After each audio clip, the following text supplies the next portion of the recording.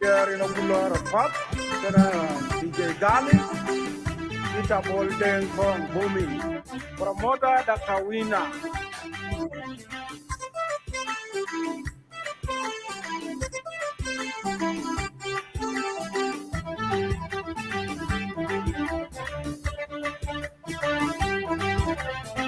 Tor mading demu di tolo lai tegal wal kuluka piong ding ding African wal aku kulu kaya to bai nemle bai lati tor mading demu di tolo lai tegal wal kuluka piong ding ding African wal aku kulu kaya to bai nemle bai lati kono nom yo mara landu Sudan. Kono nom yo mara Yaak Atu nom yo mara Sudan. Kono nom yo mara Yaak Kokayere kilam yekul Kam yangi kana jiko kwendo kena kalma Jen wanda noyum Jeng alabiyat Kumi mako Yaak baitin Tawu warbiyak Kumi mako Yaak baitin Jeng alabiyat Kumi mako Yaak baitin Tawu warbiyak Kumi mako Yaak baitin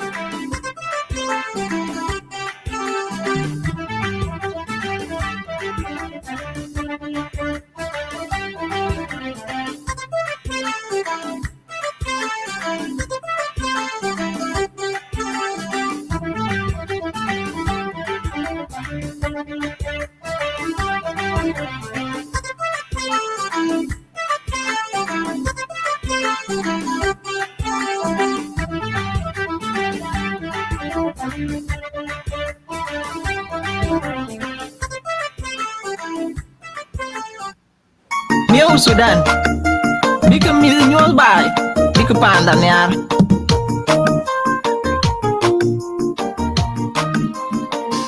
Green production.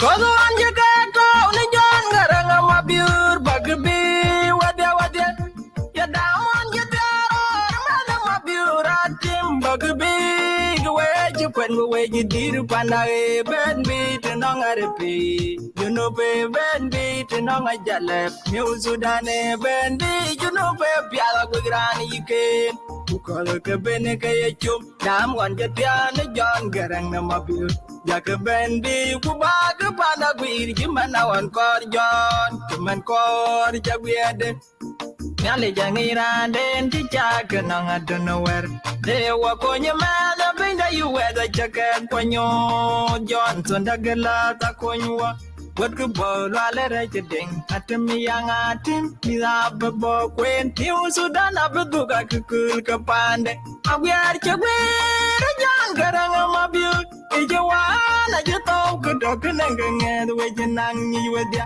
Dwaka Chang Dajamero Milka Junho Dwaka Kukul Chalunway Victor Banya Jato when you webu panda Dwaka Chang Dajamero Milka Junho Dwaka Kukul Chalunway Jabo Jagago Atem young Atem Kaya will be me what doing in Pinda Atem young Atem Anyo Queer Bukijanyo the Lake Negalam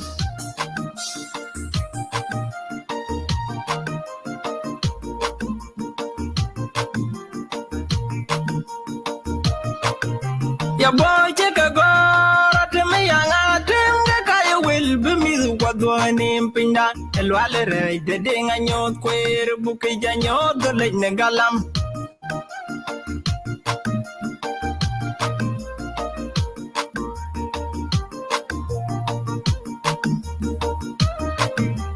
Nyali jangira den chichaga nong I don't know where they walk on your man up in the you wear the jacket when you Johnson dagala takonwa what good ball wale ding Atem young Atem Milabo Queen New Sudan Abaduga Kukul Kapande Kate on Jaganyara Kakindiri New Sudan Ani Mari Chang Panda Mega wawa kekul kumizke na chila dirora kuitonda kuipanda yo kemize changna bekaya jaga moto ikibai ni arbia kwena kekul kepanden kekaya kul kegarawin bi baike Nyali changira den tijak nong I don't know where Ewa konyo mele pinda you wear the jacket konyo Johnson dagala ta konywa What good ball wale ding Atem young Atem Milabo Queen New Sudan Abaduka Kukul Kapande You know Sudan Panda Kucha Abaduka Kukul Kapanda one yard by What good ball wale ding Atem young Atem Milabo Queen New Sudan Abaduka Kukul Kapande You know Sudan Panda Kucha Abaduka Kukul Kapanda one yard by What good ball wale ding Atem young Atem Milabo Queen New Sudan Abaduka Kukul Kapande You know Sudan Panda Kucha Abaduka Kukul Kapanda one yard by What good ball wale ding Atem young Atem Milabo Queen New Sudan Abaduka Kukul Kapande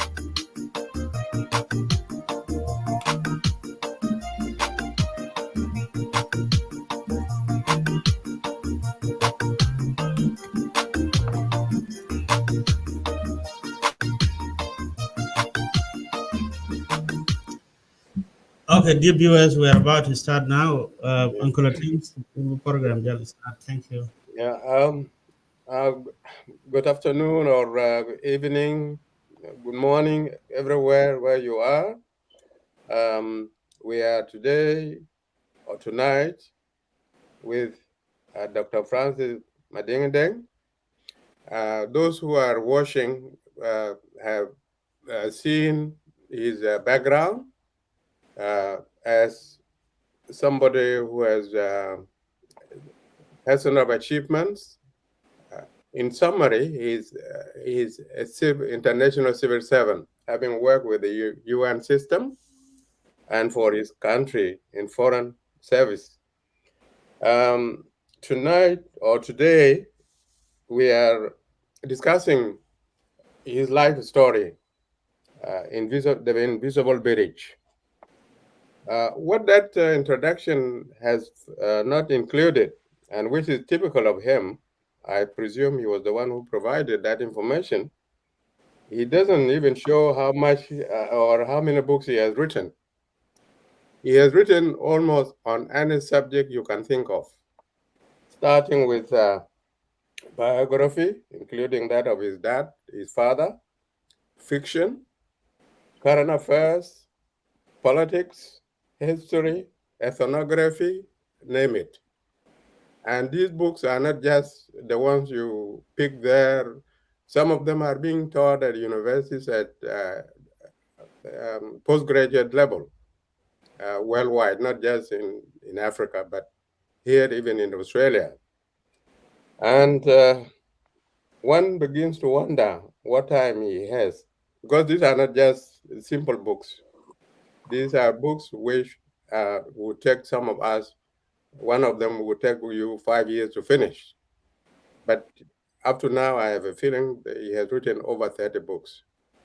Have I exaggerated? In the right direction. Yeah. So we are now happy to have him around.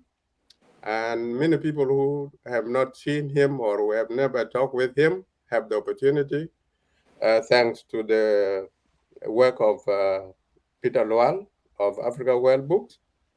And also we are grateful that Dr. Francis Mading has supported this new venture to leave the international publishing companies, which would have been his choice. But in order to promote this new venture, which is very promising for South Sudan, he decided to bring his work to be published here in Australia with the help of Peter Luan.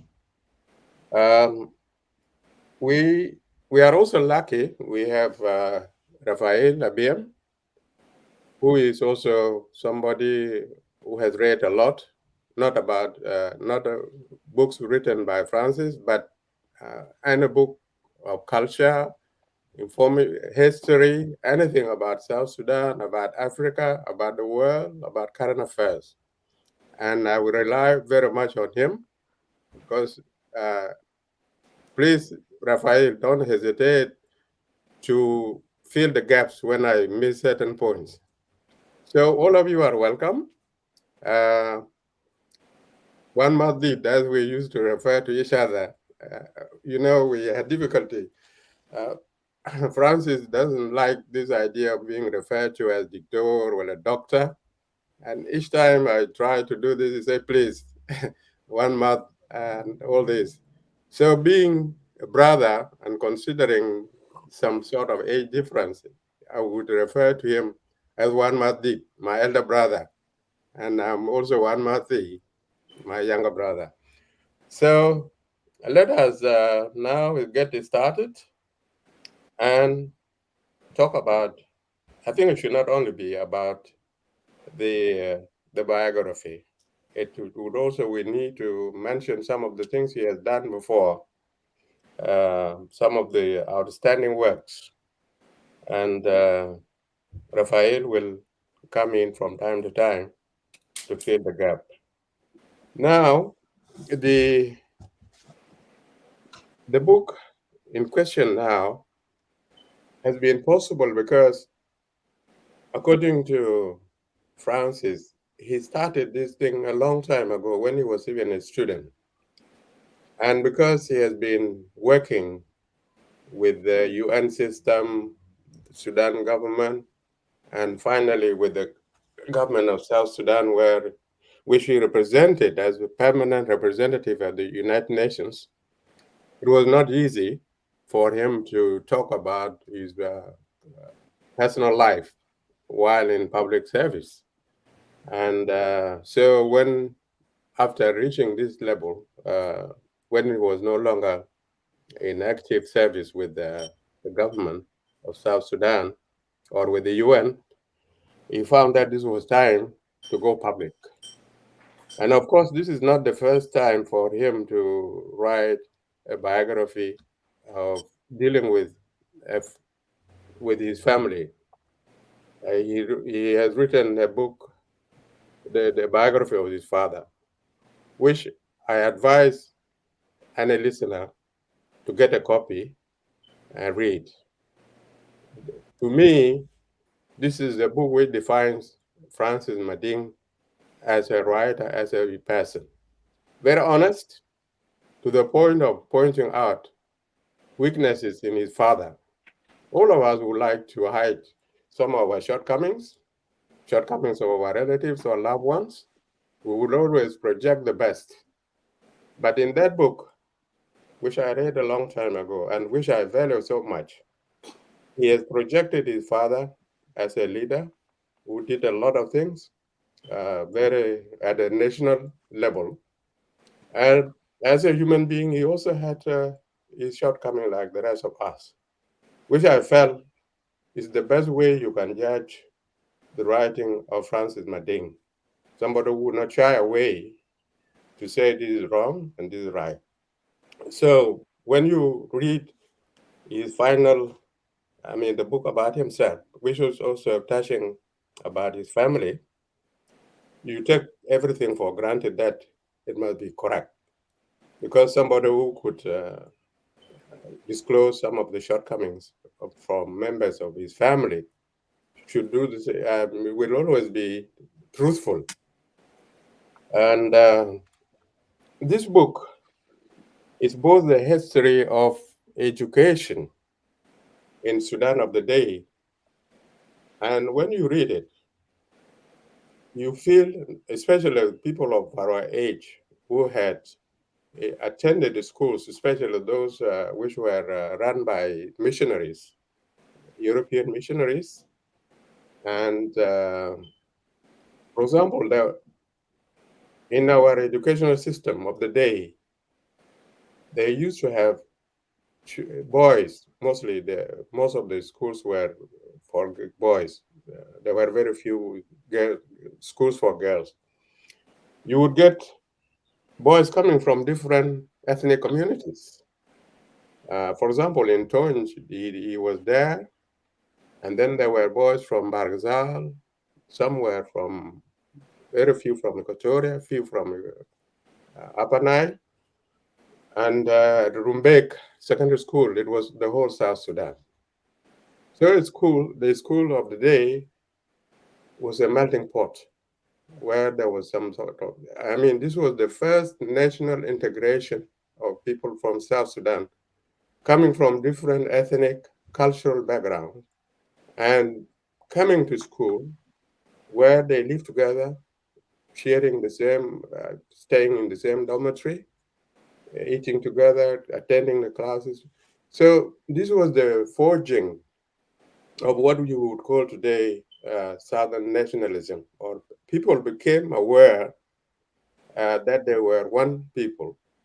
They had one thing, they were a nation.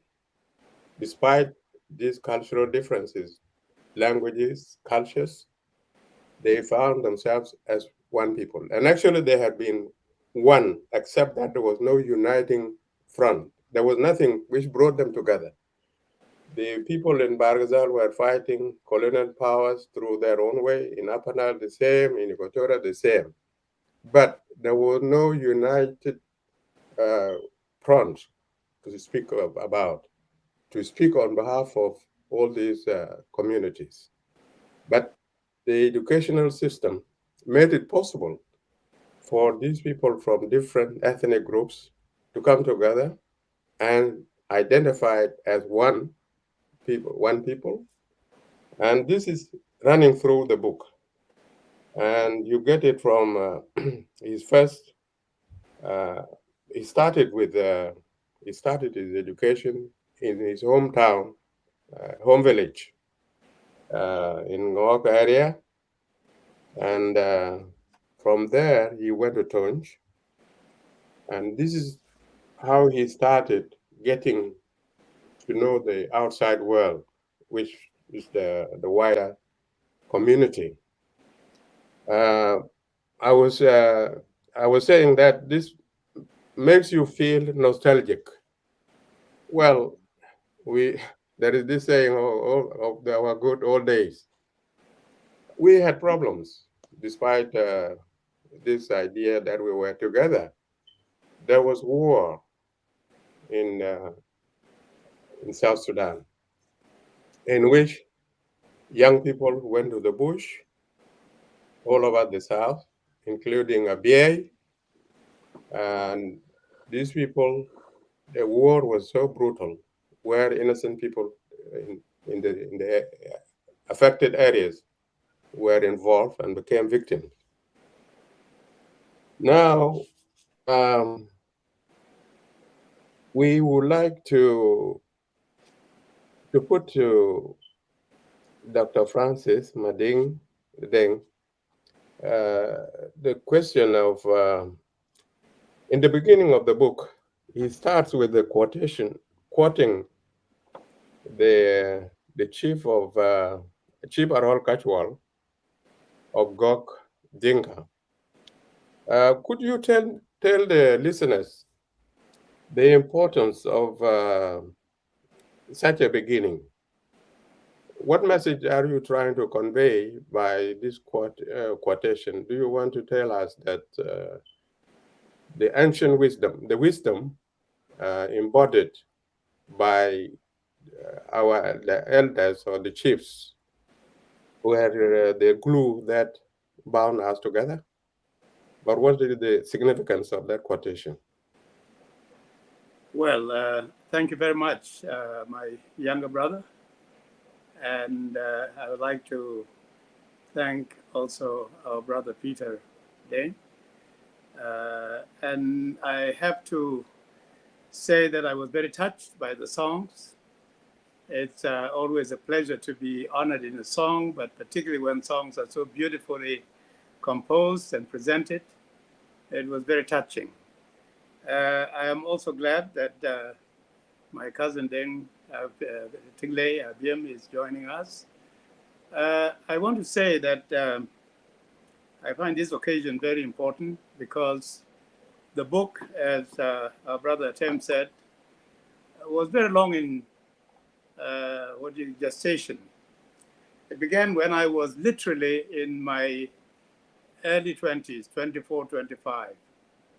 And it was at a time when one of my lecturers from Khartoum University, and who was now in England, came to me after he was actually in Ireland, and I was going through some difficult time. I was having a serious eye problem that was threatening me with blindness. And then after going through some rather tough time adjusting to the possibility that I could be blind, and the doctors told me it might be in 3 years, I was in a rather very low mood when suddenly, after writing to Khartoum, because my professor was quite happy with the work I had already done in customary law when I was a student in Khartoum University, and he wanted me to go straight to the doctorate if my Khartoum University would accept. And so I wrote to request being allowed to proceed for my doctorate instead of just a master's and going back to teach. And I got a quick response, which I thought was remarkable. And I assumed that they were accepting my request. Unfortunately, they were calling me because I was accused of masterminding the Southern movement in Europe. All over Europe, I was held to be engaged in subversive activities in promoting the rebel causes in Europe. So it was at that low point when my professor came and suddenly surprised me. We were discussing what I should do. Of course, I was not going to return because I had been advised by my lawyer friends in Khartoum that if I went, I would almost certainly be persecuted. So while I was discussing the crisis of my eyes and the persecution, this professor said, "You ought to write your autobiography." I thought he was just encouraging me and that it was an attempt to lift my morale. But he said, "I'm serious." His wife said, "Come on, William, leave the young man. He's too young to write his autobiography." And William said, "It's not because of any important things he has done. It's not an acknowledgement of any importance. It's just that he has gone through a very interesting phase of life and experiences through his educational system. And I think he should write his story before he forgets all that. It took some time for me to adjust to his idea. And then he came as a visiting professor at Yale Law School, where I was doing my doctorate. And again, he raised the issue and persuaded other professors to add their voice to persuade me. So we started working on the book in the 60s, 65. And I decided in the end, the first phase was interviews by Professor William Twining. And he sent the tapes to his secretary, who transcribed them and sent them back to me with the title, Professor William Twining with the Son of an African Chief. And I was not impressed by that title. So I just left the transcripts and frankly started writing the story. And I wrote at airports, I wrote in hotels, I wrote wherever I was. I wrote in the 60s, 70s, and finished the book in the 80s and was ready for publication by some very prominent publishing houses. Now, in the end, the way they took the book was so sensational, especially referring to my American wife and saying, you know, this American girl going to her African mother-in-law in an African hut, sensationalizing it. So we both decided that that was not the right thing to do. And so I decided to wait. I was also advised, you better not publish while you're still in public life. So we waited and waited. And then about 6 years ago, while I was in South Sudan, I was actually advised by Douglas Johnson, who knew Africa World Books and Peter Deng in particular. He asked me to get in touch with Peter because he thought this is the book that would be appropriate for South Sudan. And I'm really glad that he did that because all my books, which Atem talked about, have been published abroad. And most of them do cover about 4 pages, local, which has to do with customary law and biography of my father, biography of another chief from the north, and a number of other works that relate to local culture, the Dinka and their songs, Dinka folk tales, and Dinka cosmology. That's local, all local. Then you move to the national. So I wrote books about the crisis of national identity in Sudan and talking about the peace processes, the end of the First War. Also books about the subsequent experiences between North and South. Then I moved to the African level. So I have some books on Africa, challenges of Africa, issues of self-determination and unity, issues of identity and nationhood and pluralism, management of diversity. And then on to the global level where I was dealing with global issues of internal displacement and issues of genocide prevention and other aspects of my international mandate. But let me go back to your question about the beginning of the book. The beginning of the book relates to the fact that in all of these experiences, from school on to, from Abyei to the south, to the north, ultimately to the university and beyond, the themes, fundamental themes of traditional, what I consider fundamental values that are either inculcated in you in early life, or because they are so inculcated you can't get rid of them, they are ingrained in you, or values that you are conscious of as important enough to carry with you. So the title of the book, The Invisible Bridge, is a concept by which you have within you a link between your starting point and wherever you go that allows you to go to and fro. And so this concept of the invisible bridge begins with some traditional fundamental values. And I think those of you listening who are Dinka would know that among the most fundamental values of Dinka culture is what we call Kojanom. Koajanom means literally standing the head upright, and that is the head of a dead person. The idea being that even when a person dies, their identity, their influence, their participation in this world continues. And it continues through the children you have left behind, the family, through your friends, the network of people you have known, and the totality of the people you have touched during your lifetime. So what the chief told me, Arorkachual, a man of great wisdom, he was basically telling me that procreation is the foundation of human existence. And he even went as far as saying, when one sees you and hears you're the son of Deng, and you're grown up now into a man, even if one has not met your father and he sees you as son of Deng, he sees that your father is still alive. And yet he said, but there is a sense of continuity also through progeny. Once you beget a child, particularly the child grows up, know that all that you stood for has passed on to your next generation, to your children. So this chief was basically saying, what I think the book is all about, that you have to have a foundation in your culture, a foundation that is based on the identity and continuity of your lineage, going back generations of your ancestors, coming down to you.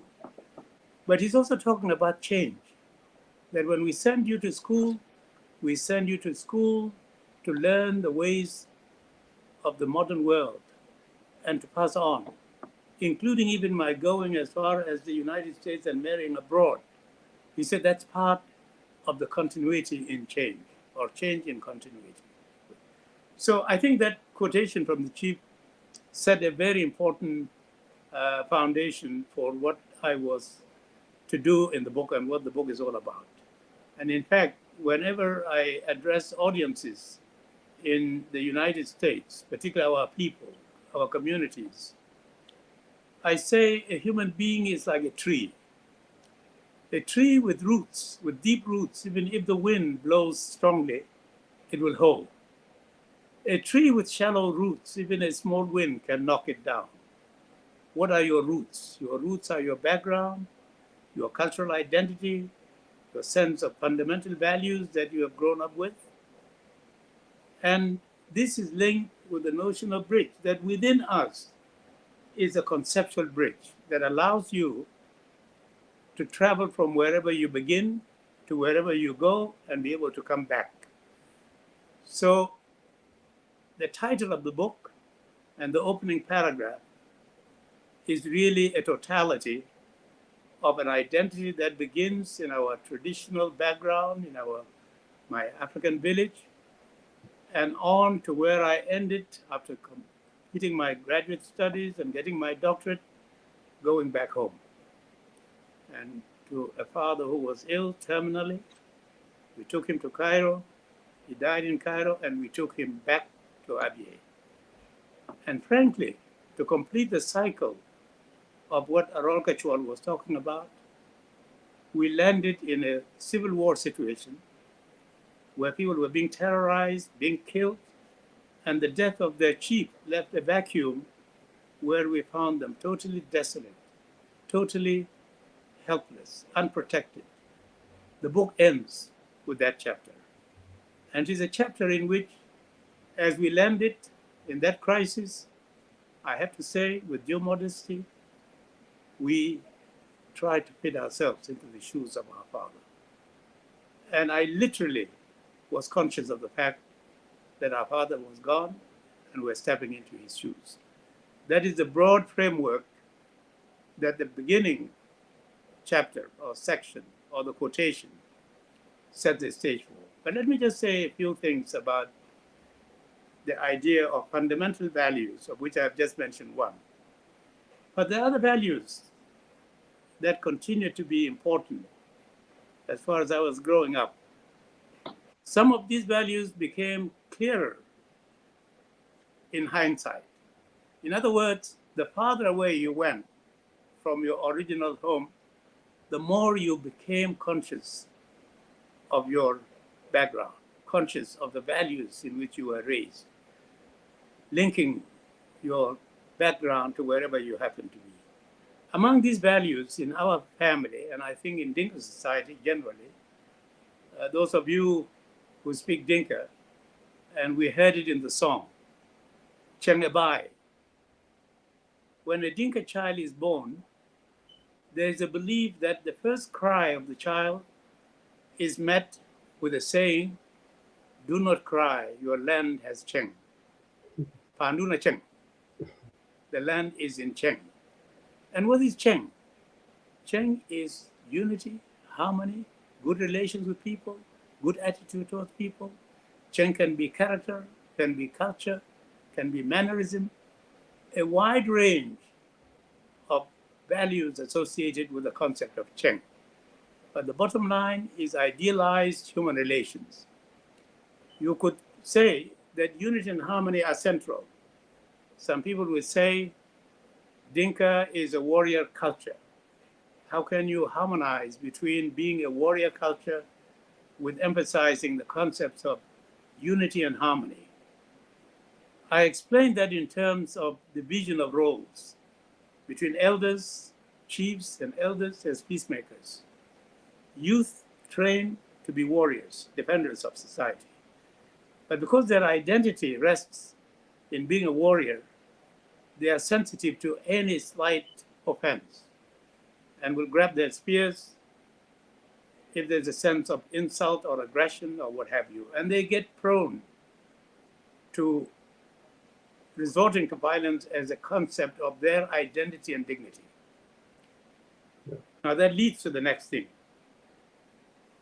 In the generational classification into age groupings, which is determined by age sets, the concept of dignity, Deng is another value next to Chengabai. Deng can best be translated as dignity. A Deng can best be translated as a gentleman. This is another concept which is fundamental to Dinka's sense of values. When you become old enough to be initiated, you become a Deng. And the time you graduate from initiation, you are a transformed person. All the values of childhood, you leave them behind. You are now expected to project the dignity of being a gentleman in every way. As I said before, these values become clearer the more you are removed. The more distance from home, the more the focus on what is important. And so, what you would call koidinum, which my professor translated as the concept of permanent identity and influence. And it is true that our ancestors, our forefathers, continue to influence our affairs very much. And of course, it is linked with the concept of deity and God. And you know how very religious our people are. You hardly get a sentence or two without getting the word God injected into it, and the spirit. Then, of course, you go to the other values of harmony, unity, and dignity. These are values which, frankly, although in hindsight, I think were central in guiding me through the whole phases. But let me say a word, and I'd like to just say a few words and stop for questions and comments. The world has expanded a lot.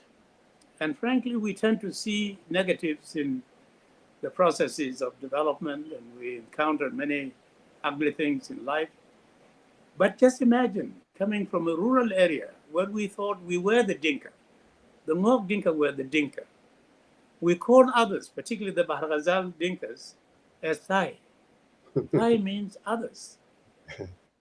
We didn't know the non-Dinkas. Non-Dinkas were Nyam Nyam, which connoted something very negative. So the first night when an Englishman came and took us, my brother Bol and I, to take us to Tonj Primary School, and we spent the night in Wow in his house, and we were put up with his servants who were non-Dinkas, and we found that they had filed teeth, sharpened teeth. And our idea was that these were human eaters.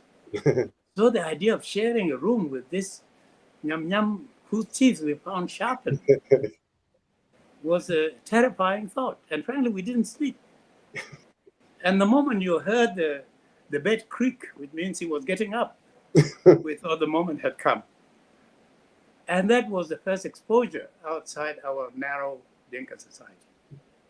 Then we went to Tonj, but beyond Tonj, we went to Rumbek later on.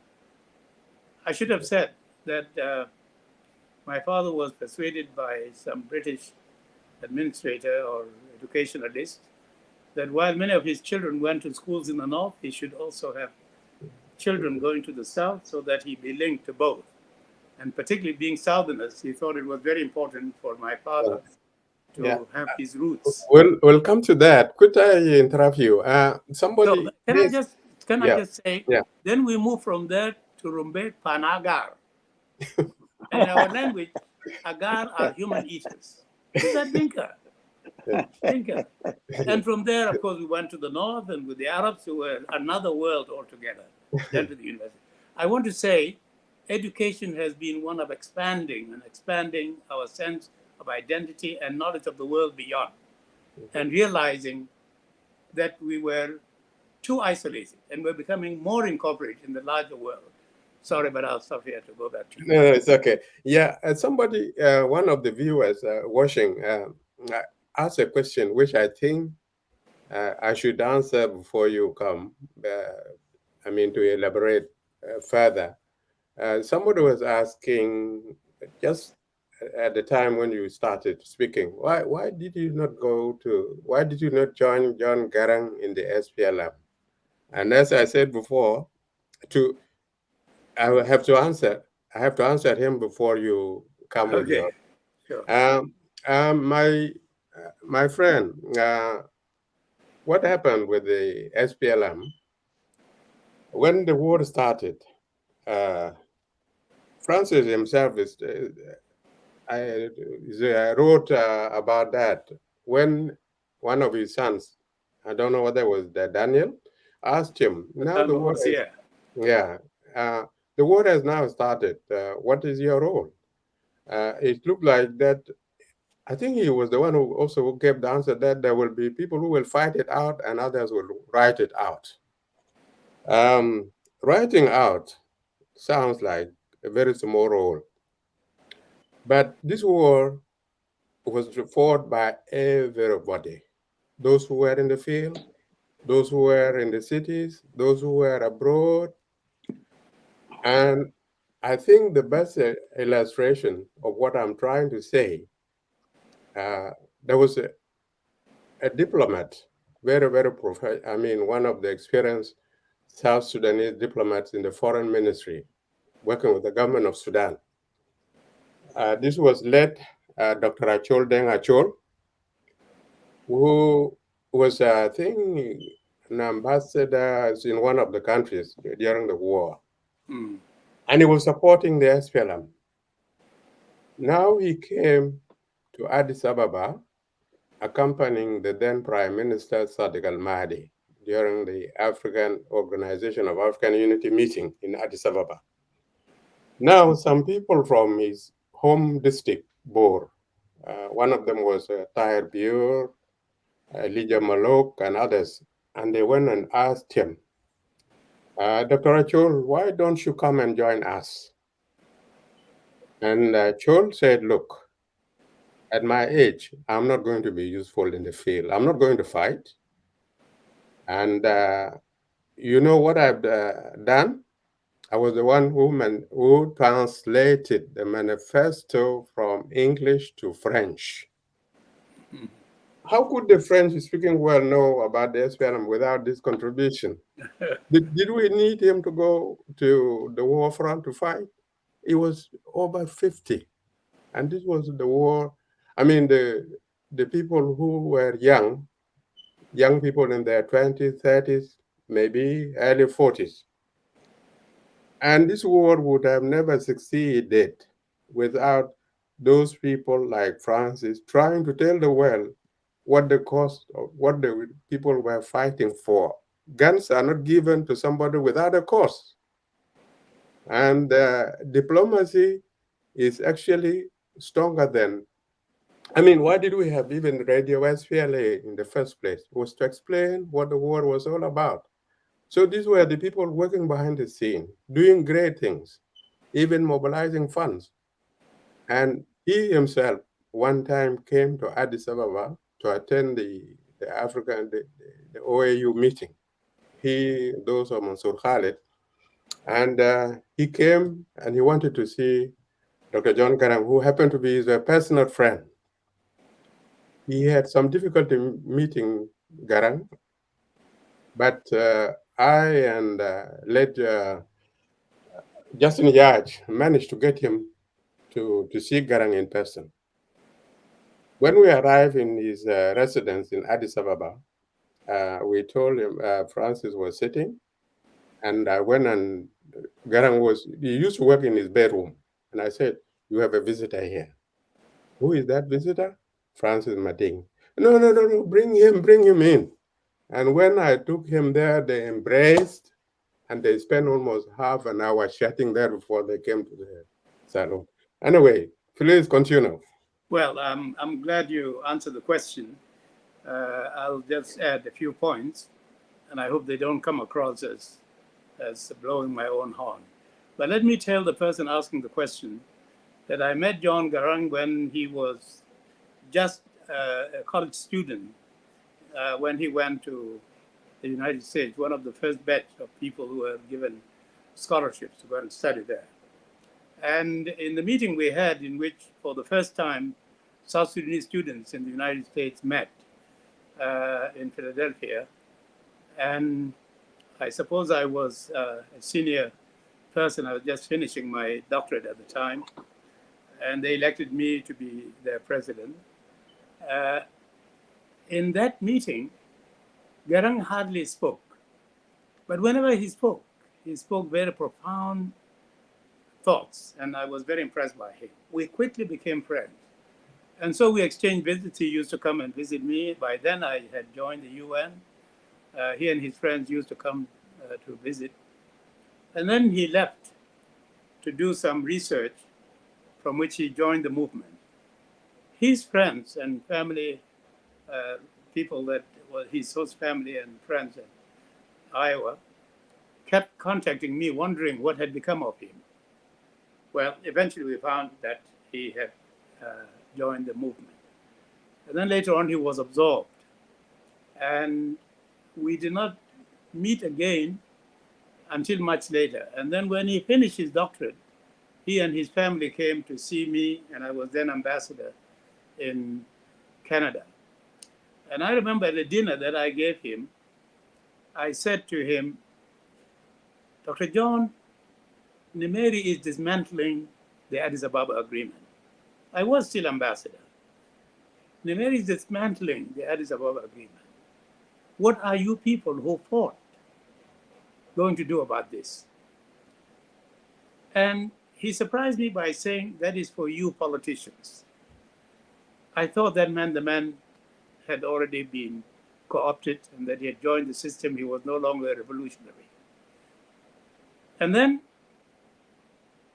when he rebelled, I was initially asked to come to be ambassador to the UN. Then Nimeri, when the movement started, when John rebelled in May 83, I was in Khartoum.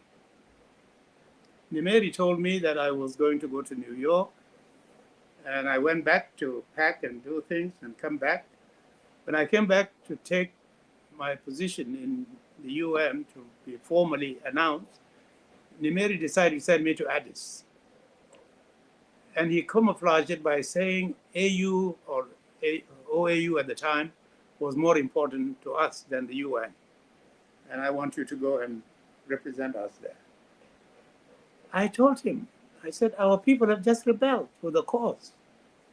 How can I go and confront them? What should I tell them? In a manner that I now think somewhat naive. And I said to him also, you and Mengistu don't get along. What am I going to tell Mengistu?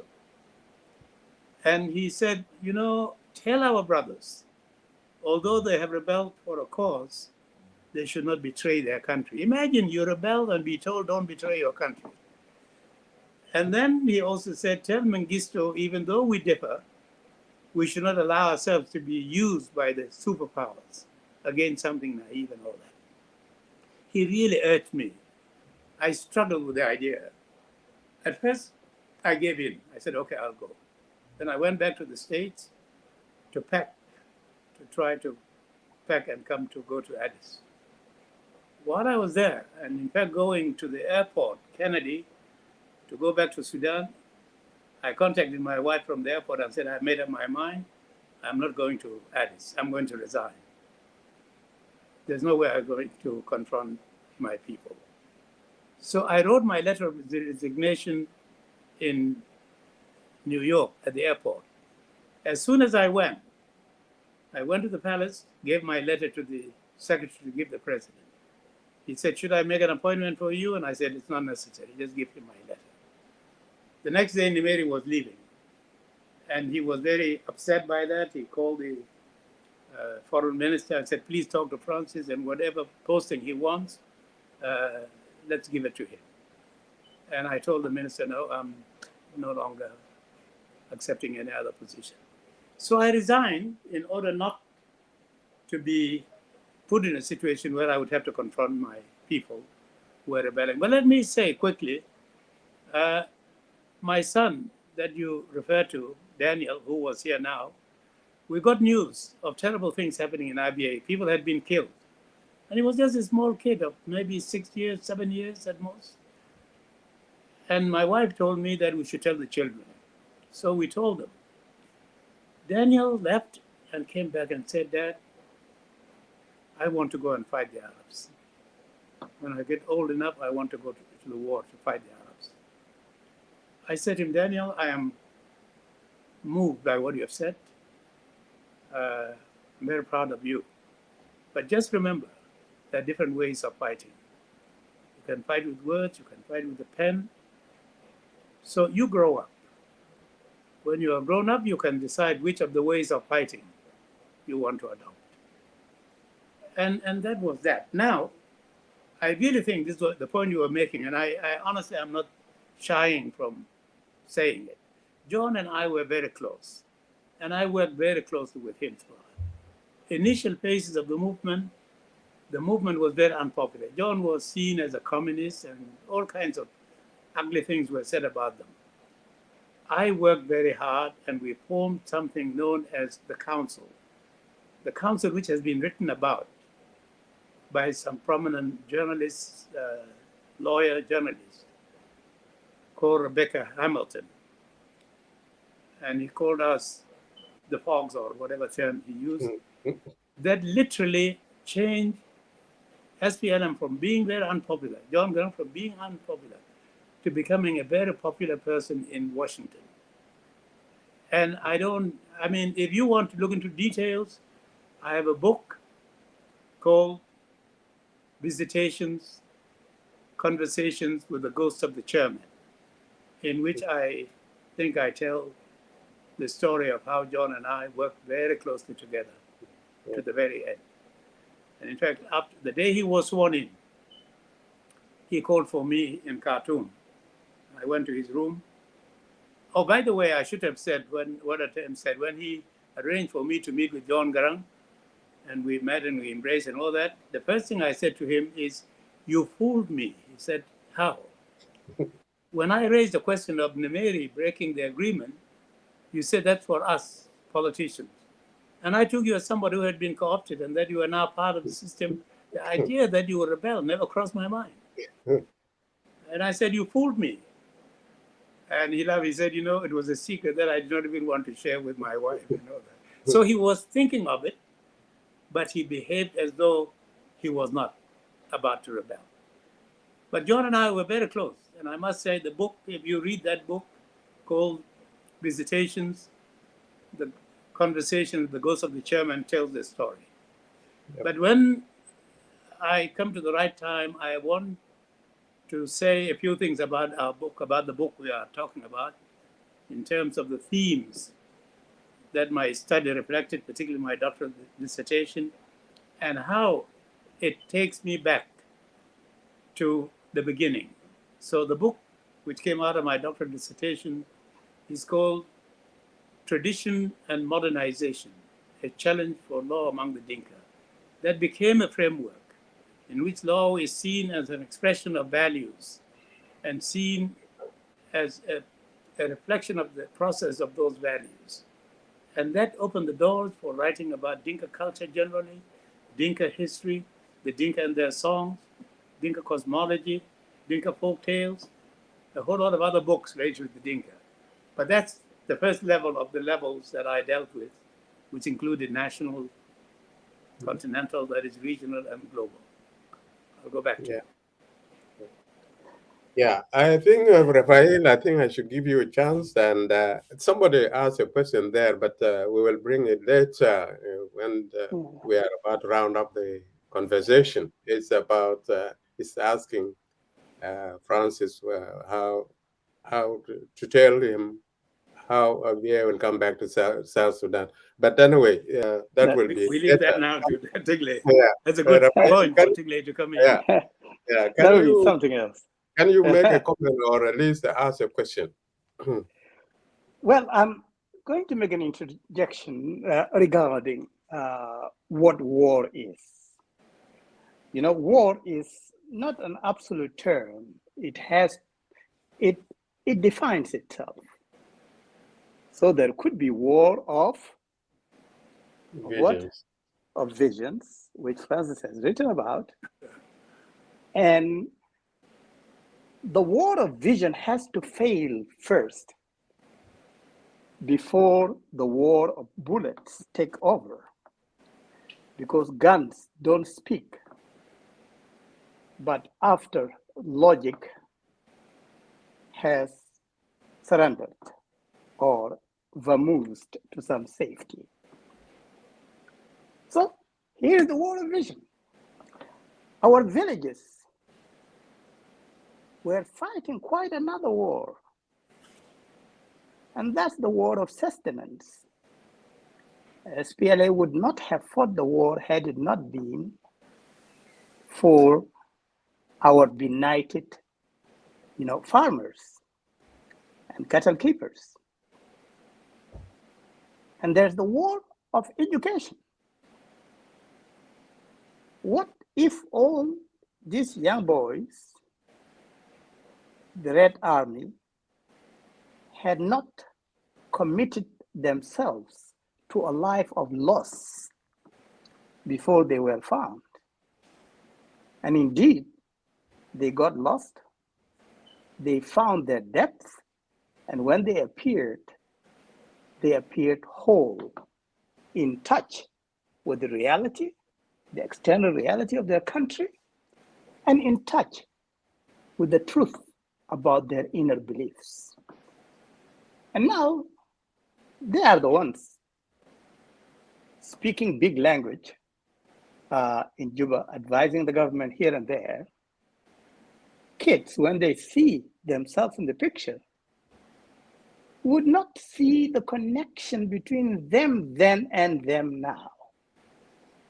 It was all an effort that must pour into the main channel, like the Nile. The Nile is our struggle. All these little, tributaries pour into it to ultimately make the undying name of the Nile.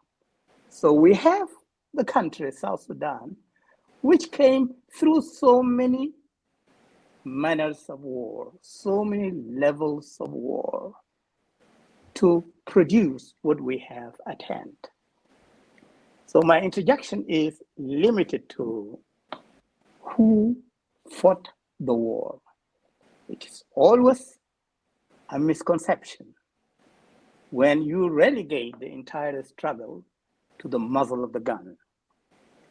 Yes, it is it that will ultimately, speak the last language. But then you need people like Francis, for example, to sit around the table to negotiate and to bring about, the results such as we have today. So even as we speak now, we are struggling to make a better South Sudan. Even a book launch such as this is a very innocuous way of reconstructing the country.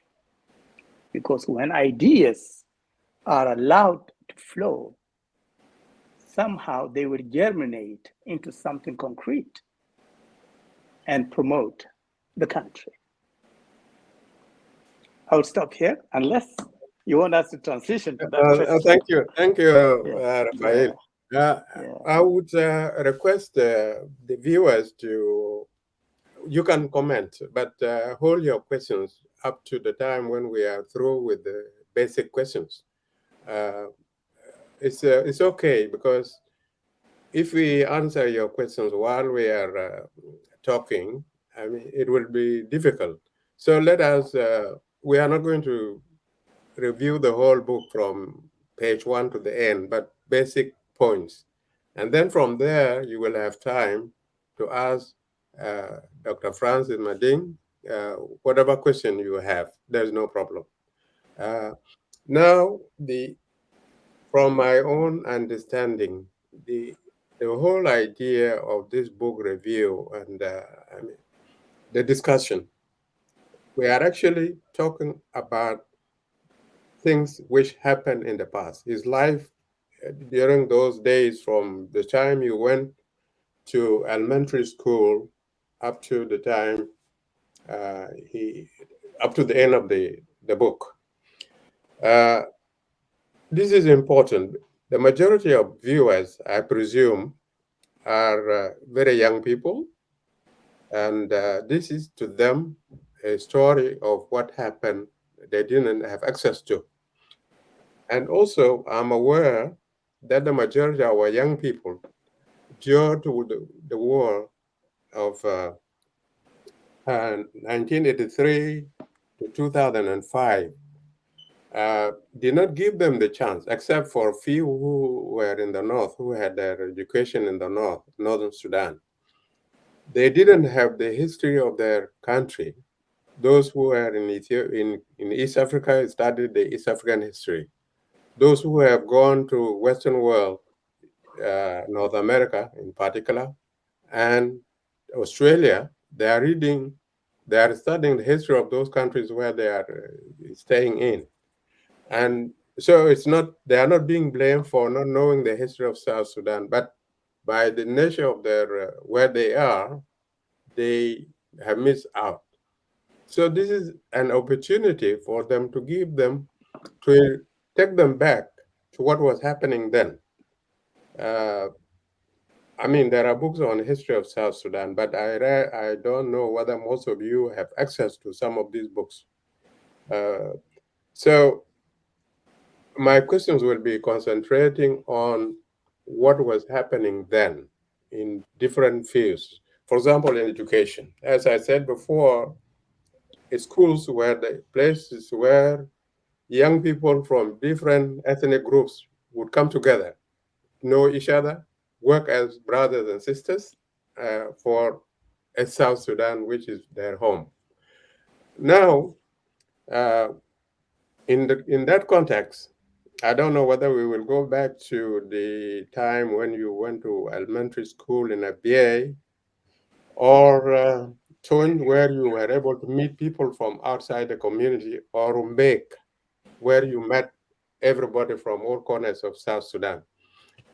Could you briefly tell the viewers what your experiences were, you and Zakaria, my late friend, Dr. Zakaria, your experiences meeting people outside a BA community in a school? How would you describe that? You know, I think what you said earlier about the value of boarding schools that brought people from different communities together is really very central. And there is no question that the relationships you begin from school at different stages of your education, really some of them become very central to the end. You come even closer to people you have come to know, friends you have come to know, comrades from school, than you may be to members of the family. You know, I remember when we were in Tonj Intermediate School, and we had a very good friend, the son of a Tweed chief, the son of Maror, and Deng Mawirian. We were very, very close to him. Then, in the examination leading to secondary school, which was anticipated with a great deal of anxiety and all that and that, then came the headmaster, bicycling, going to his school to announce the results that had just come in. And people flocked to his house to hear the results. And our names came. Ball's name came first, mine second, and we waited and waited and waited. The name of Deng Mawir did not come. Honestly, we left as though we had not passed so well. Instead of the joy of having passed, it was as though we had failed because of our friend. He repeated for a year. I just give this a small example to show how much people were bonded. And that became true in secondary school, the non-Dinkas we got to know. Some of the first generation of students in secondary school, when we were in junior secondary school, became leaders of the South, and we came very close to the end. People like the late Joseph Garang, of course, people like Abel Alair, people like William Deng Nial, a whole lot of them, Joseph Aduho, were people we looked to, we were not conscious at all of anything called tribal differences. And by the way, this really transcended even to the north. I mean, I went to Germany in 1961, 62, and here is a country which had Nazi experience, which we thought looked down on the blacks and were hardly human, and was amazed at the friendships I was able to make immediately, bonded with so many people. The same is true of England.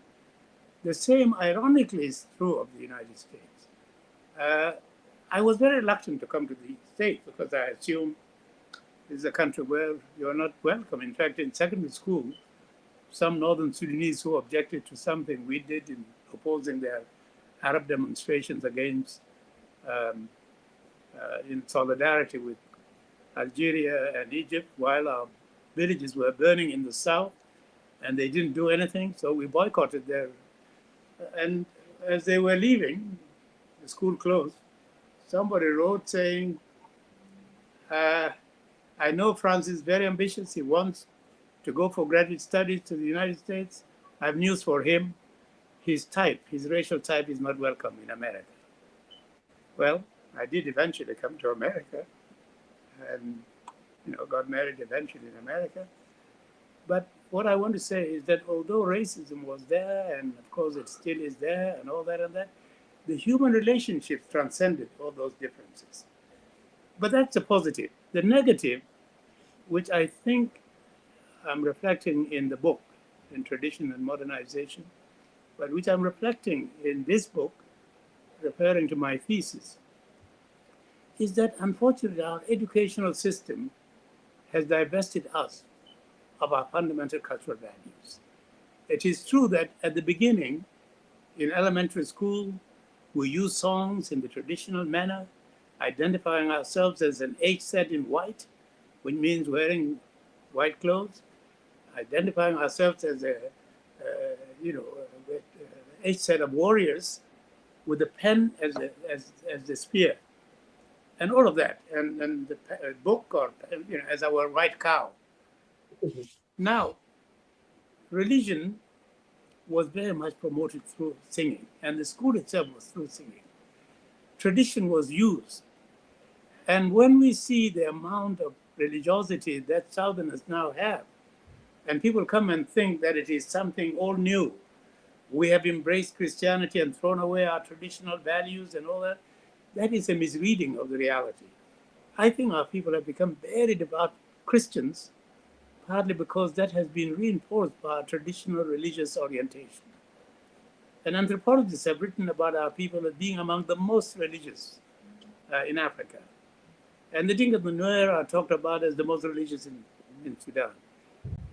And so people who come looking down on our religious values, thinking they are the closest to God, our people are documented as being more religious than that.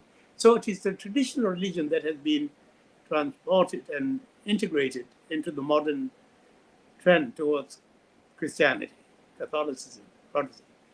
But other than that, once we went beyond elementary school, we have not built our education on our cultural values. When in Juba, I talk to young people and begin to tell them about cultural values, talking about concepts of Cheng and Deng, eyes open, ears open. They haven't heard about these. They resonate with them, but they have not been taught that. Tradition and modernization, which I talk about in this book, my autobiography, is a principle that I call transitional integration. Transitional integration means understanding the cultural values of your tradition, the institutions associated with those values, and building your nation state, building your statecraft, your nationhood, your development on those fundamental values. Our constitution is basically a foreign body being planted into our societies. We're not alone. Most of Africa received their constitutions from the colonial masters. And the basic principles of a constitution are almost universal. But the idea is that every constitution must reflect the fundamental values and the spirit of the people. We don't have that. And so constitutions get adopted from the top. Some people, in fact, even leaders, don't even know what is in the constitution. Even when it is properly drafted and is accredited internationally, it does not reflect the spirit of the people. Even when you have decentralization, it's just getting power to the local level, but not incorporating the values. So my doctoral thesis, which I talk about in this book, was to develop a strategy that will build on traditional values to have a modernization process that is founded on the fundamental values of our people. We don't have that. And today, we have a state, we have a nation so-called, which is devoid of the main values that we grew up with. And what has been compounding the problem now is that most of our families are outside. The fathers may be in Juba, but the families are outside. Children are being raised outside. They're being educated outside. And when they come back, we have a convergence of different cultural values that have been adopted from different backgrounds. That is the negative. The positive is that we are now connected through the whole world. I had an experience last year that was unforgettable. And Tigley was part of the people who arranged for me to talk to the diaspora. And frankly, I couldn't believe it. For 4 or 5 days, I was talking to our women in the diaspora, women in America, in Canada, in Australia, in Egypt, in Khartoum, in South Africa, literally all over the world. And for 4 or 5 days, we're talking about Abyei. These are women from that small area called Abyei. So when the lost boys were first taken, I was contacted by the State Department. These young people were being brought to be resettled in America. At first, I thought to myself, we're losing the youth who were the potential fighting force. Whenever they got angry enough for us to rebel, they were the one who rebelled. Now they're all gone, most of them, many of them. Are we losing them? Well, it turned out that they became the so-called lost boys. Later I said they're lost and found boys, and then boys and girls, and they became our ambassadors. So on the one hand, we are losing people by letting them go to be resettled in different countries. On the other hand, it means that we are spreading. And if people are conscious of their country, conscious of the role they must play, which I have to say, you people in Australia, and particularly Africa World Books and the promotion of culture, you're doing a wonderful job. I understand that there are even schools where children are being taught languages. We have not lost. If people can be made to be conscious of where they come from, if the concept of the invisible bridge is made a reality, then it means that we have resources that are spread out and which will, in the end, enrich us. Even that small ABA can be enormously enriched by the diaspora having their eyes in ABA. I always quote my Uncle Deng Abod saying, although ABA is small, it is the eye that is so small but sees a lot. Now I say, although ABA is small, the eyes of the world are on ABA, and part of that is the role of the diaspora. I have not answered the question on ABA, but perhaps I will answer later if it is still a question to be answered. That's right.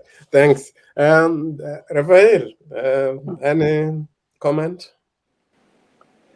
Well, nothing topical really, but it's, I mean, a long line what Francis has said, and I wouldn't want to elaborate over it unless there's a specific question directed at me. Then I will answer. Okay. Yeah. Okay. I'm seeing some comments which are suggesting that this sort of discussion has to continue. I mean, this one and new ones in the future. Yeah. So it means this is worthwhile. We were still on the role of students or what education did in terms of national consciousness.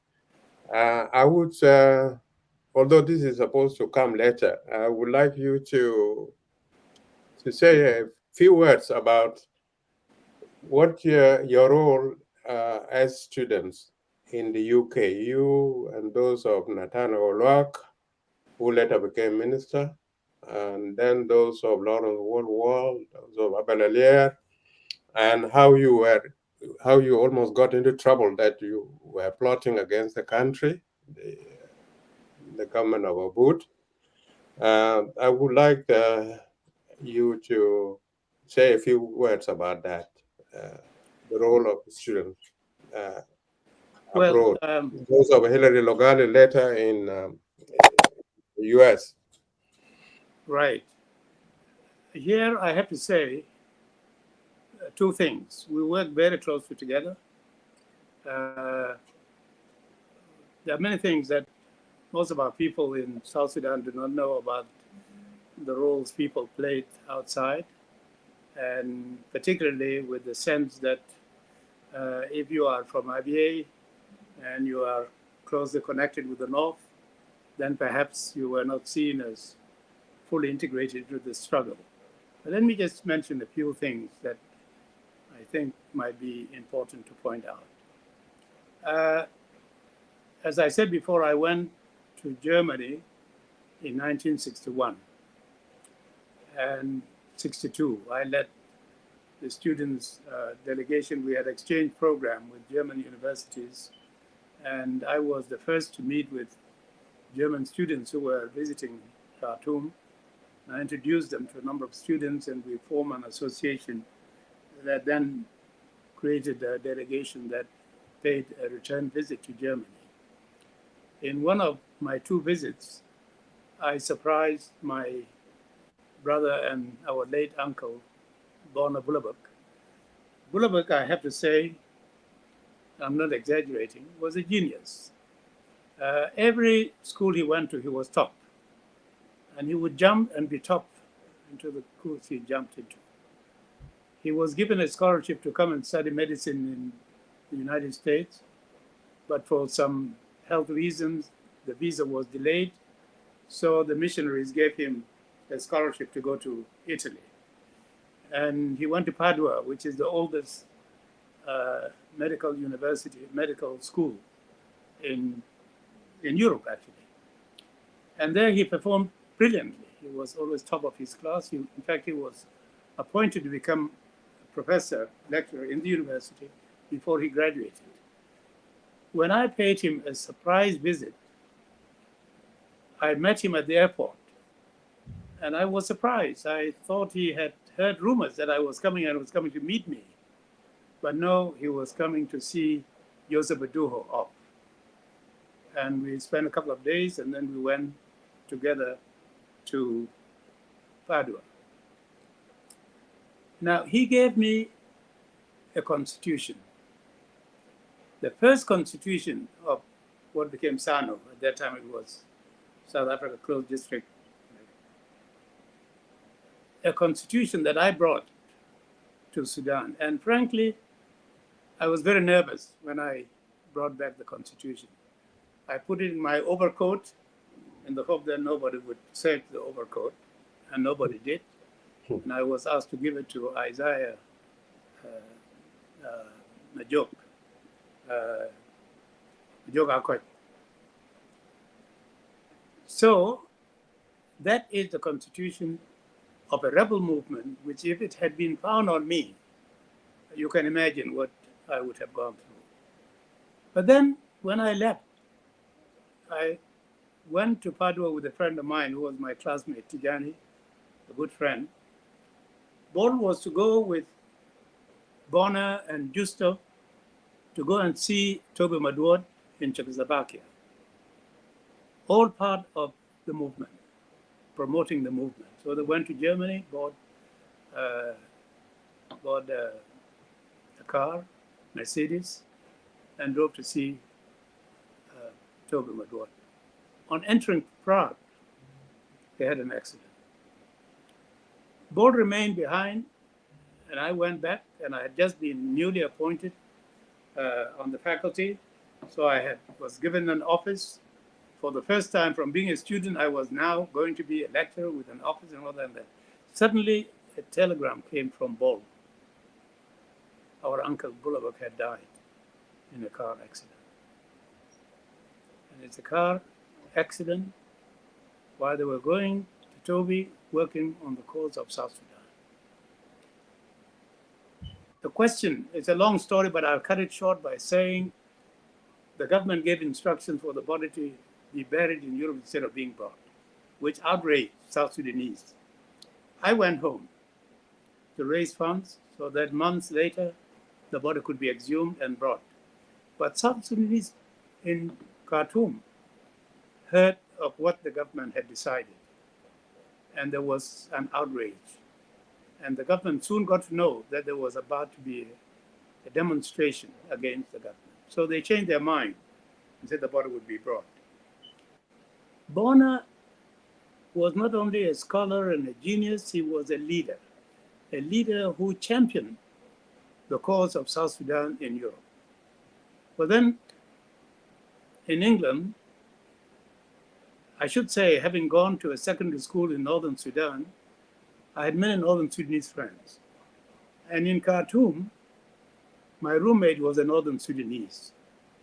But Bona and I, after our confrontation with the northern Sudanese students over demonstrating solidarity with Egypt and over the question of Algeria and neglectful of South Sudan, we came and immediately started a Southern Sudanese movement in the university that became the Students' Welfare Front. We wanted to give it a name that was focused on South Sudan. Abel Alier, who was a senior colleague in his final year, persuaded us to give it a name that was not labeling it as clearly South Sudanese. So we settled for Students' Welfare Front. This antagonized my friends who were leftists, communists, who always assumed South Sudanese would stand with them. So South Sudanese students formed the Student Welfare Front that gave South Sudanese students in the university for the first time their separate identity, which antagonized my colleagues from.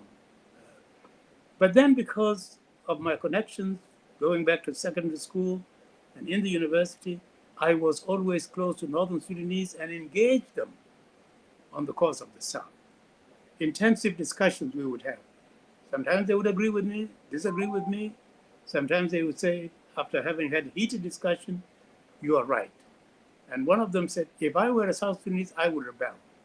Well, my South Sudanese colleagues did not like that, did not want to associate with Northerners. I would preach to them, let us engage Northern Sudanese. There will be people among them who will see our point of view. That was a difficult thing to sell. The same thing happened in London. I was very close to Northern Sudanese. I got into heated discussions with them over the course of RBA. My South Sudanese colleagues did not want to engage Northerners because they thought it was risky, dangerous. And in fact, they would criticize me strongly for associating with Northerners too closely. And the irony is I was accused of masterminding the Southern movement in Europe when my colleagues who were actually actively engaged were not. People like Natalie, Lawrence Walwell were, of course, editing with Madinda Garan. We're working on the publications Grass Curtain and Active. When Deng Nial came to Khartoum, to London, and we're in the Students' Union discussing, I was asked by, hello? Yeah. Have I lost you? It seems like I don't see. You are there. Okay, we're back. Yeah. So one student asked me point blank, have you met, Deng Nial, William Deng? I said, yes. Natalie was furious with me. How could you admit meeting a man who has been condemned to death, who's a rebel? I said, Natalie, if I said I did not meet Deng Nial, not only would I be lying, I would most probably not be believed. And if I'm believed, I will not be respected. How can I deny meeting our leader? But he and Lawrence Wall preferred not to. When I was accused of masterminding the movement, and I was recalled, of course they stood with me in solidarity. But they also thought, now you are learning your lesson for being close to these people. It was, as we say in Dinka, Yanangot. You see? So we were together, absolutely. But we had different ways of approaching the challenges facing us. I always believe that it is important to be quite frank in stating your case. And I always quote something Mandela said at a very small dinner we had in Cape Town with a few African intellectuals who were bad-mouthing African leaders. And Mandela was saying that he had come across some good leaders, and people just dismissed him as a good-hearted person who always looked for good in people. And I saw him getting a bit restless. He looked at his watch, and then he got up to leave.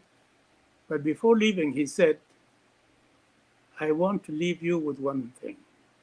A human being, however bad he is, by virtue of being a human being, there must be some goodness in them. Look for the goodness in them and build on it. So I used to tell my South Sudanese colleagues in the University of Khartoum, there must be some goodness in some of these Northerners. So let us explain our cause to them. Let's not just boycott talking to them. And frankly, one of my earliest books was a small book that was very well received called Dynamics of Identification, a basis for national integration in Sudan. And I wrote this just as Addis Ababa, the war was ending and we were entering Addis Ababa. And I completed it after the Addis Ababa agreement. And the thesis of the book was that our identities had been distorted by a history of assimilation into Arab Islamic identity in the north, using material incentives. If you were a Muslim and you claimed you were an Arab, you were elevated. If you were a Christian or other heathen and a black, you were a potential target for slavery. And so people were allowed to pass into becoming Arabs and Muslims. And the divide became South Sudan, where people resisted. And my idea was that Addis Ababa created a situation where we recognize our differences, but open doors for interaction to evolve towards a new Sudan that would then not be labeled as Arab or Islamic, African or Christian, but Sudan. It was the rudiments of what became, I believe, the new Sudan, that John Garang and I agreed fully on the concept of New Sudan. And I worked as co-chair of the task force in Washington that developed the thesis, the forum of one country, two systems. And that came, there was a 50, 60 members of the task force, of which I was the only non-American co-chairing the meeting. Everybody was talking about nobody wants self-determination, nobody wants South Sudan to become independent. America should not even get involved in the issue, should be left to Europe. I single-handedly argued for the importance of Sudan because they said Sudan is not important except for involvement in international terrorism. Sudan is not important except for destabilizing the neighborhood. Sudan is important only because of the humanitarian tragedy. I argued that we reverse that. Sudan is important, not only because of its resources, but by bringing two parts of Africa together, North and South. Islam and Arabism on the one side, African secular agenda on the other side. If we want Sudan to remain united, we must make possible the impossible, reconcile the irreconcilable. And the formula we adopted in the end was one country, two systems. For me, to be quite frank, I believed in the New Sudan vision. And I believe in the fact that one country, two systems was a starting point for living and let live and let live, and to then interact and evolve what would then become New Sudan. Unfortunately, that didn't work, and we parted ways. And I always said there were three options. We either create a new framework that will become a united New Sudan, or we coexist in our differences, or if we cannot coexist, we part ways and South Sudan become independent, which in the end it will happen. So I just want to end by saying, while many more warriors were fighting in the field, beginning with this young man at the age of 9, joining the struggle, and then we know the story of many other South Sudanese from RBA who fought. And I just published a book called Warriors from RBA in the Liberation Struggle of South Sudan. While they were doing that, many of us from RBA were involved in the struggle by other ways. I know my brother Bo was in England, very much involved in that. Bo and I, when we joined the government, made a conscious decision that Bo would go to the South to represent our cause in the South and to fight for Abyei in the South. I would remain in Khartoum to represent our cause in Khartoum and to fight our cause in Khartoum. And that's exactly what we did. Thank you. Rafael, do you have anything to add? Yeah, just a small addition. And that is, after Addis Accord, and South Sudan and North Sudan lived the relative peace they lived, it was unfortunate that that did not affect the situation in Abyei. South Sudan continued killing in Abyei, 1977, 80, and throughout the 10 years, there was no stop at all. So peace between North and South Sudan has never translated into peace for Abyei. And, it has repeated itself. And that is, there is peace between Sudan and South Sudan. But that peace is yet to come upon Abyei. So in other words, since 1965 to this day, 57 years, Abyei has been in constant war with the North. A number of years that South Sudan cannot claim it has gone through. There were times of respite, but with Abyei, the word respite is completely unheard of, which makes Abyei the quintessential South for the North. Actually, if they are going to fight the North, they have to begin with the South, they have to begin with Abyei. And that's the situation which is happening now.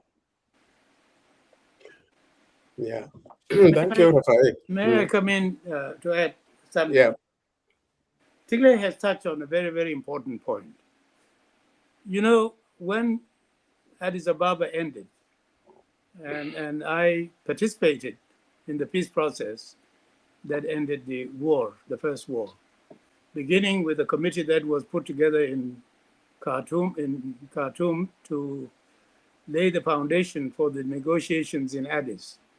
And I went to this meeting that Natalo Anwak took me as a visitor. I was on my way to a UN meeting in Gabon. And in the discussion, which began with a definition of South Sudan, I listened to the end of that item. Abyei was not mentioned. So I raised the question, aren't you leaving out an area that is part of South Sudan?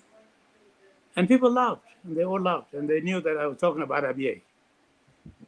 Then Bon and I were asked by Alier to go to London to discuss with people like Lawrence Wall and Madinga Garang and Peter Gatkwat later on. We spent a lot of time discussing, laying the foundation. I remember at about 2, 3 o'clock in the middle of the night, Elia Duang was lying down, acting as though he was sleeping, but was listening. And I said, I have a small point to make.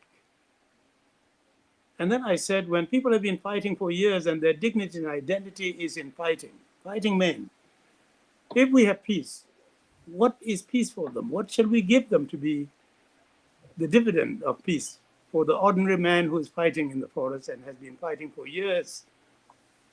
Dead silence. And then Elia Duang pulled himself up and said, I have nothing more to say. What Francis said is what is in my heart. Then silence. Then Lawrence Wall said, like Francis, who says, I have a small thing and then drops a bomb, I have my small thing. That became our recommendation to Abralier for the absorption of Anyanya soldiers. Now, when peace then came, and I came to Khartoum, I had just been appointed ambassador. I was coming to prepare to take my post. I found Khartoum was not interested in implementing the Addis Ababa agreement relating to Abyei. That Abyei people began the right to choose whether to remain in the north or join the south. Then I went to Juba, and I found Abralier's government was not interested at all in provoking any conflict with the north over Abyei.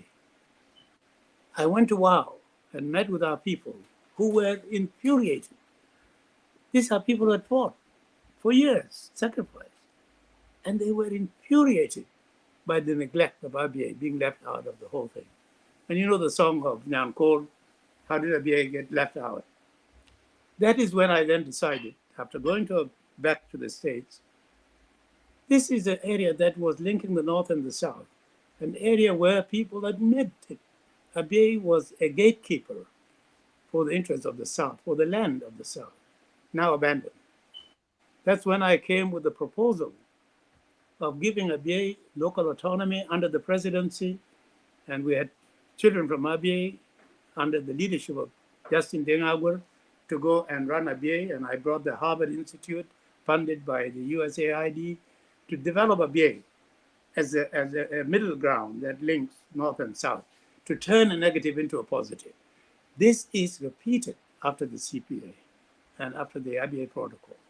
which gave the people of Abyei the right to choose whether to remain in the north or join the south. When that was not implemented, the people of Abyei exercised their own self-determination and decided by 99.8% about joining the south. We have a situation where Khartoum does not want to implement the agreement and where Juba is not interested in provoking a conflict over Abyei. Exactly what happened under Addis Ababa. So we are once again challenged. How do we deal with that situation? We cannot just continue as a contested area where people are suffering and continuing to die as though peace has not come. And we now have a situation where conflict is coming from the north and from the south. So we are challenged with coming with a model that we are working on that will create a common ground where Sudan and South Sudan can agree. Let us turn Abyei into a meeting ground that is peaceful, harmonious with the neighbors, and give it a sense of an identity that is constructive, not destructive. And we're working on that. Whatever the outcome of what the people choose, whether they remain in the north or come to the south or remain somewhere in between there, Abyei will always be South Sudanese. Even when we were in Kordofan, Abyei was considered South Sudanese. I was in the central government, not as somebody from Abyei, but as somebody from South Sudan. So Abyei is a puzzle, is a serious puzzle that we're still struggling with. Yeah. I think there is another definition of Abyei. The other definition of Abyei for a North Sudanese is any South Sudanese who cannot live in the south and flees to the north. So whoever a South Sudanese that lives in northern Sudan today uses the term Abyei to gain a modicum of acceptance. And I call it a modicum because there will never be full acceptance of Abyei, which is a by name for South Sudan among North Sudanese. So you go to North Sudan today, practically, if you do a study, the majority of South Sudanese who call themselves, who are holding the national, not passport, rather a document, the document of identity, they have there written in Abyei, or else they will not have that identity. And many of us, people of Abyei, have refused that identity and have refused to go to the north to begin with. Yeah. Yes. Yeah. Thank you. Yeah. As a moderator, I have the right, or I can arrogate to myself the right to steer the direction. My emphasis is actually mostly to address the younger generation about what was happening as contained in the book. I mean, the book is talking about the past. And those who are interested, and I've seen some people asking questions about current affairs, I think we should, if possible, we should ask Peter Lual if he can arrange an interview which will be almost political or talking about current affairs, if Francis would accept that. It should be on a separate level. But this one is on the book in relations to what was happening then. It's important.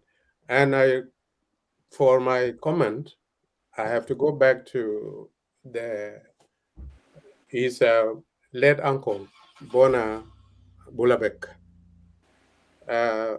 When we heard about him, he was jumping, as Francis mentioned before, he was jumping from class to class. Every class he went to, he topped it. And then they said, no, this is too low for you, go next. And we had this.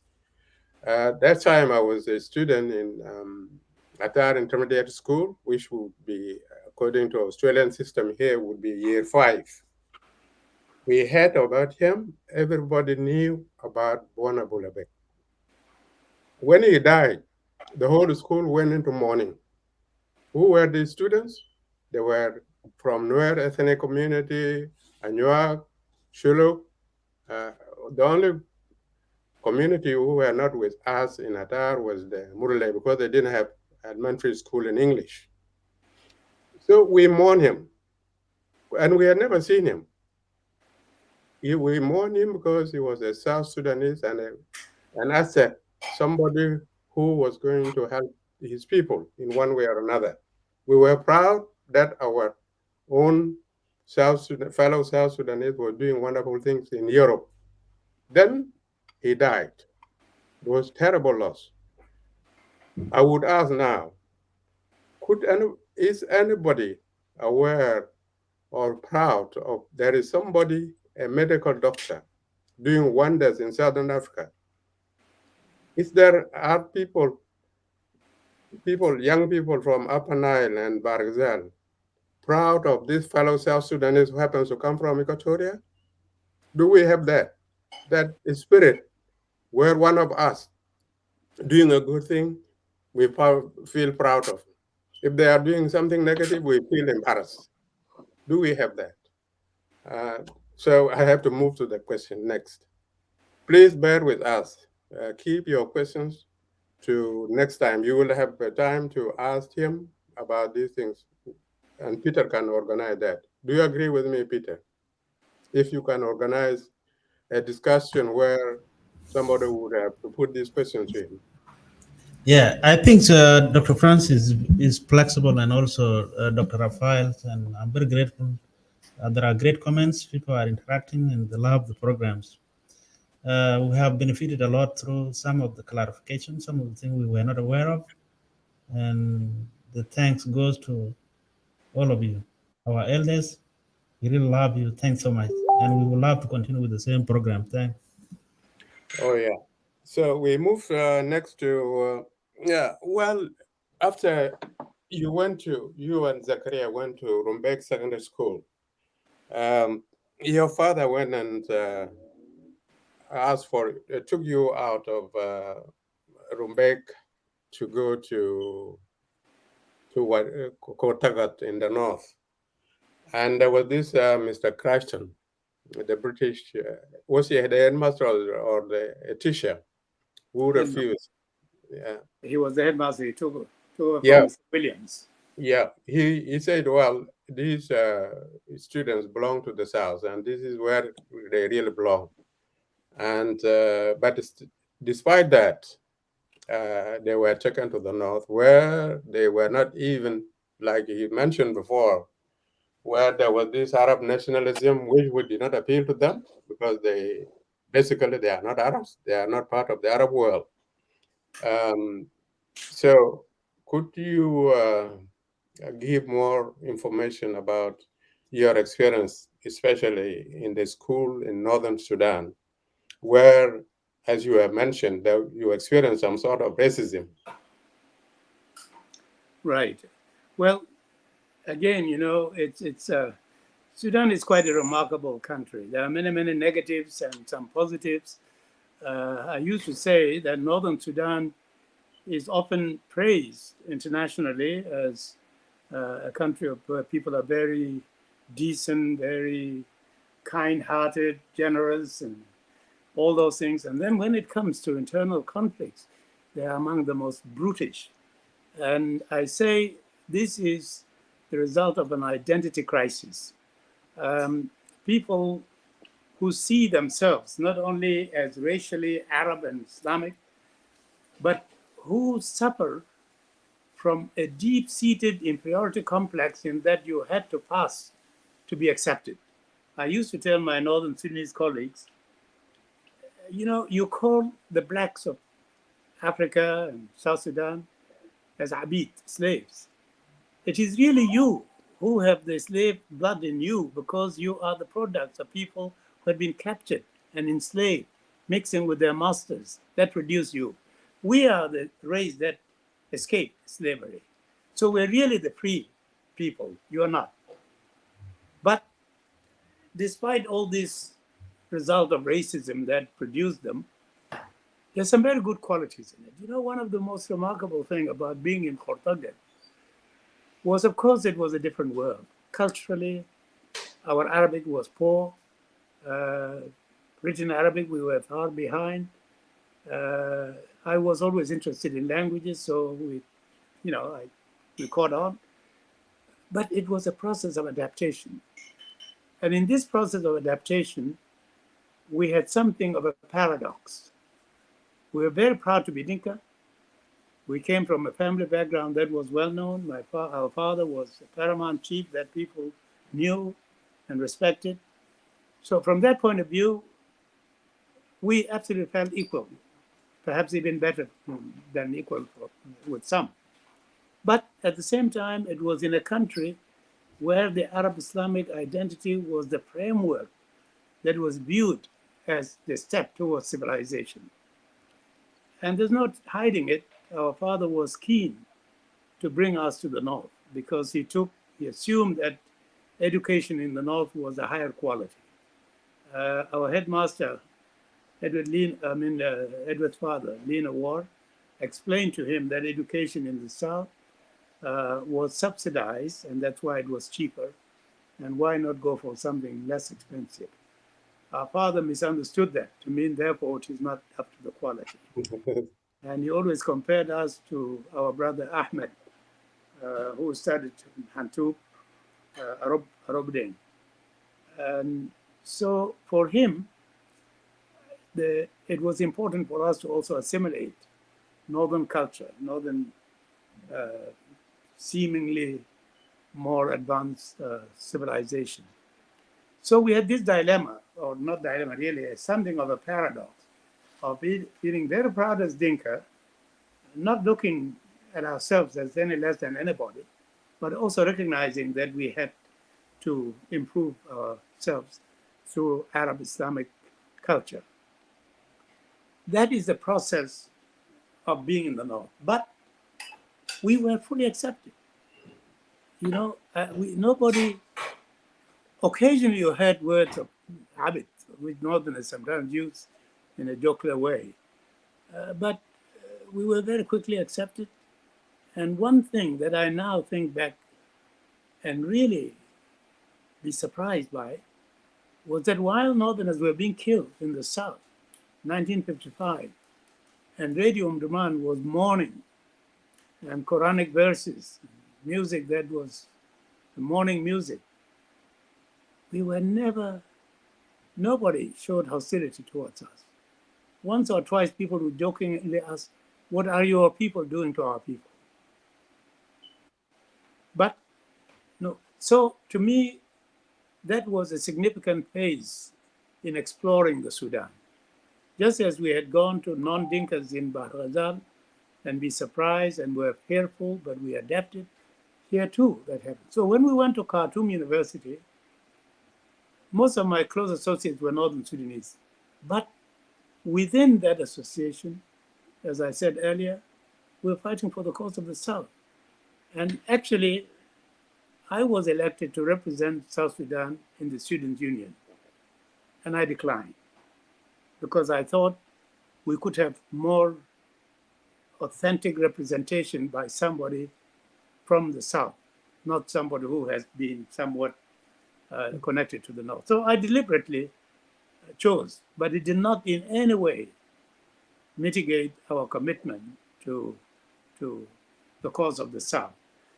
I do remember that being from the North, in a sense, made us really be among the first line of those who were against colonialism and who were fighting colonial control. And we thought, frankly, in a very naive way, that perhaps the British wanted us to go back to the South in order to continue by saying, well, the South is still backward and North and South are linked, we should stay longer. But by cutting it neat, they could then continue slavery, colonialism in the South. So we always had that dual, what you might call a bridging identity. Some of my ABA colleagues don't like the word bridge. And I tell them, let's use any other word. but we were a link.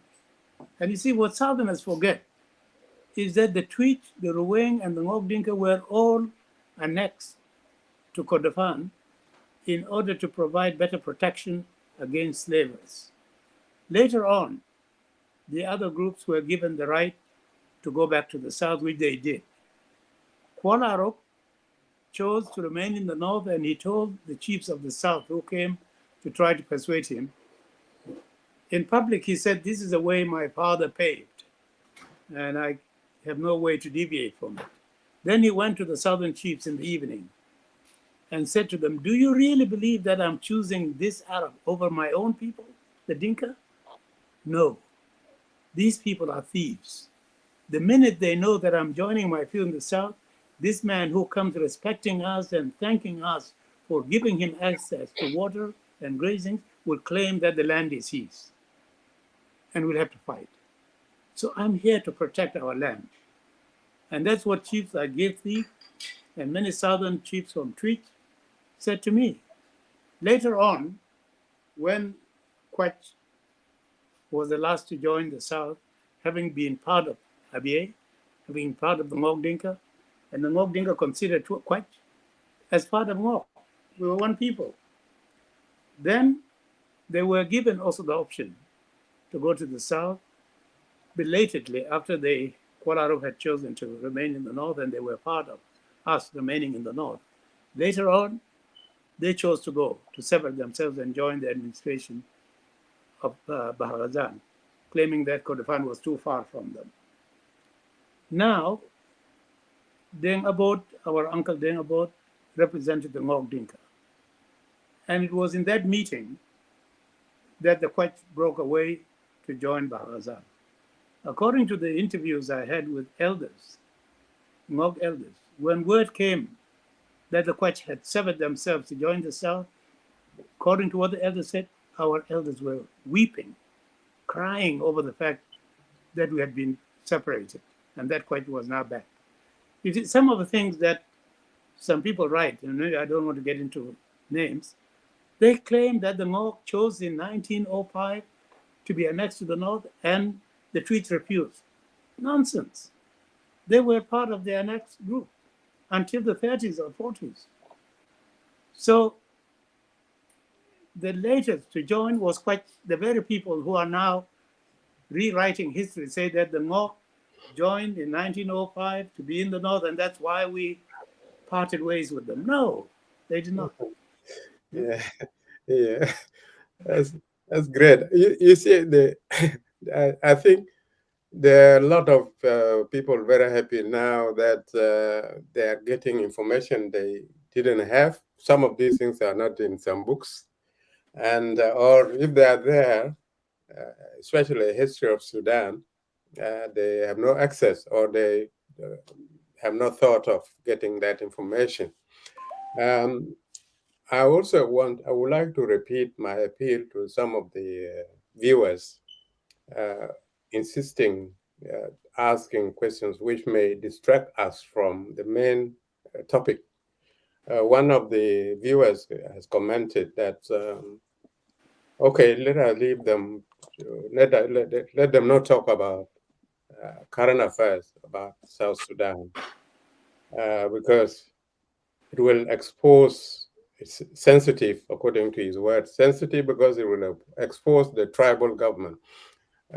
It's not the reason we are not talking about politics or current affairs of South Sudan. It's the nature of the topic. We are true to what we have said we are going to discuss. It's about the book and its content. If there are times there is some sort of digression, it is because France is trying to give background to that statement. But otherwise, we are dealing with the past. And especially you young people who have never had opportunity to know our past, our recent past. This is an opportunity. This is a living history. And he's an eyewitness. It's not what he read, it's what he saw, what he did, what was done around him. So be patient. I also appreciate that you like that he has acknowledged the role of the diaspora, that these young people who came here are actually contributing. He knows this. He would be the last person to ignore it, because he actually benefited a lot by studying abroad. So let us go back to the book. Could you, I'm going back a lot. Could you have a brief statement about some of the people that became in the government of especially South Sudan before the independence? You mentioned people like Isaiah Kulang and all this. Who were these people when you were together with them in terms of leadership qualities? Because leadership actually starts when people are still students. Right. You know, people like Isaiah Kulang and Joseph Long from Twitch, these were real leaders to us. They were not only older, but they were very bright. Look, Joseph Twitch elder, and Joseph look. Anyway, we had a strike in Tonj where, unfortunately, we were very young. Bol and I were among the youngest, and Bona too were among the youngest always. But we knew something about the quality of life in northern Sudanese schools. And we knew that the quality of food in our school was rather poor. In Tonj, when the junior secondary was transferred to Tonj Intermediate School, Joseph Log Agwek, Kujola Kulang were among our leaders. And Bol and I, although very young, we were quite active. And in fact, Bol was almost militantly active. And there were a number of occasions when he got into clashes with the headmaster, and I had to intervene. Sharfaddin, Fahmi Suleiman. And one of the areas which caused a strike was the quality of food. And we had some northern Sudanese teachers from Hantu, who, because we are from Kordofan, and they were also from Kordofan, we created some kind of a personal relationship with them. And they were very sympathetic to the quality, the differences between schools in the north and in the south. And the focus was now on food. And we went on strike. People like Thomas Dull,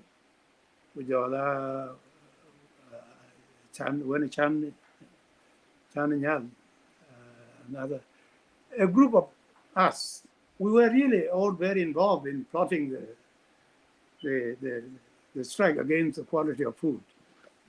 But in the end, it's people like Isaiah, Joseph, Log Agwek, assumed the responsibility for the strike. They were said to be, and so they were dismissed. And, you know, relationship continued, even though they were older than us, or younger. And in school, it was always an interesting joke about our senior people, much older, we, the young ones, and more or less at the same level, education-wise and performance. But I really, really want to emphasize that those years brought people together in a way that transcended tribal difference. We joked, of course, you know, there's a son of Chief Bol, Chol Bol, the son of Chief. And we use Man Ngok, Man Tweet, jokingly. And other than that, we never were conscious of our tribal affinities and differences. And there are quite a number of people in Rumbek Junior Secondary and Senior Secondary whom we became very close to. But one could hardly think of what tribe they came from. So I think those were years that brought people together. Now we have something of a dilemma. And the dilemma is this. I'm one of those who believes very strongly in the value of identity and the values associated with identity, which means that, identity begins with early childhood. From the beginning, you begin to be conscious of your identity as a family, as a member of a community, as a tribe, and all that, and the values associated with that identity. It gives you a sense of your dignity. But then, when you move beyond your tribe, you enter into a context of diversity. And once you are in a diverse situation, a crisis arises as to whether in this diversity, whether there's equality or inequality, whether there's looking down or looking up, or what, the issue of management of diversity comes into the picture. And here comes the ideal, the norm, the goal should be equality, a framework of full equality. And that's what New Sudan Vision was all about. It's a framework of accepting one another fully as equals, even if you accept differences. But ideally, you then emphasize the commonality as Sudanese.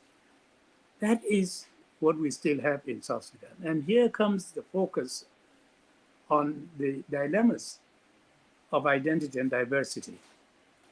On the one hand, you want to recognize your values. I started something in Juba in which, during the national dialogue discussion, there were some people who were critical of the Dinka and the Nilotics, assuming to be the ones who have culture and values and wanting to impose their culture and values on the others. And the non-Dinka were complaining that the country was being dominated by a couple of ethnic groups, or other words, what you call Nilotics. So the initiative I took from the National Dialogue is, let us understand ourselves, beginning first with ourselves, our local self as a group, as an ethnic group. Who are we? What are our values? What are the values that we prize? And are these values local to us only, or do they have elements of national character or elements of universality? Then can we engage in a cross-community dialogue to see what values do we bring together? Do they have in common much? Are they different? And if they're different, can they complement one another? Can we work towards forming a South Sudanese cultural framework with which we all identify and that we value? And that becomes a basis for our constitution making, a basis for constitutionalism to be taught in schools. Now, I discussed this with our colleagues in the Ministry of Justice and Constitution. I discussed this with the Minister of Education. We have been discussing this also with the committee that is working on the Constitution. I've discussed it also with UNMISS. We are working on a project on culture and governance and cultural identity. And if we understand the values associated with those identities, that will help us in our governance system so that our governance is based on our values. When leaders in Africa say that human rights are foreign ideas imposed upon us, Kofi Annan said that is insulting. What do you mean human rights are foreign? Human rights are our rights. Not only are we human with human rights, some of our values are, frankly, more human rights oriented than some Western values. The care we have for every individual as a member of the community, the dignity of every individual as a member of the community. We can get into details and find that we have more cultural values that are proud and that are not only proud, but valued, and which we should really incorporate in our governance system. I would say that our communities abroad, and not just our communities abroad, our communities even in Juba, we don't know our values. We are proud to be Dinka, we are proud to be South Sudanese, we are proud to be Africans. What does that mean? What are we proud of? What are the cultural values that we are proud of? And that to me is a rooted tree that I was talking about. We have to re-educate ourselves about our culture. It doesn't mean that we have to be at home always. It doesn't mean that we have to lose our international connections. I mean, the Jews are everywhere in the world, and yet their eyes are in Israel. And they treat, once a Jewish child reaches a certain age, there's something called bar mitzvah, where a child chants a statement that is expressing their sense of awareness, their values, the principles they consider important from their Jewish identity. Why can't we do that? But it needs effort. It needs people who know the culture. One of the things I really value what you people have done, and I'm so happy that I was persuaded to bring my book back home to be published. My book, The Dinka of the Sudan, was being taught in anthropology college for years, and editions were reproduced, all being taught abroad. When I wrote it really with my people in mind. All these books that I've written are being taught abroad, not at home. Very few South Sudanese have read. When a South Sudanese read 3 or 4 of my books, said, I've read all your books. Because they're not available. So we have to think, you have started well, and you have really done something that's highly admirable to be supported. But we have to do more, and we have to spread it, and we have to involve more people to be aware of our search for those values that we are beginning to lose. I'm sorry to talk so passionate. No, it's all right. It's really well. You have touched on a very important point about culture, and in terms of broader way people live. But there is this element of culture, especially the members of the intelligentsia. One of my friends, late William Cornbury, one time said, South Sudan is basically an oral society, meaning one could study up to university level to get a degree. But he prefers to get the stories from word of mouth, from friends, from relatives. Oh, so-and-so did this. And that becomes established fact. And when you try to check the accuracy of that, there's no way, because it's not recorded. And these are, with the rural population, where the majority of our people used to live, this is understandable. But given the educated class are unable to commit these things in writing, and even when committed, like your books, few of our educated class members have read them or even known their existence, leave alone reading. What is the, do you have an idea about why we South Sudanese, the educated South Sudanese, the majority of people prefer to communicate orally? They don't care about recording whatever important information they have, so that people could consult it. For example, anybody interested to know about the Dinka values and cultures will find them in your book. Now they are there in the book and nobody is reading them.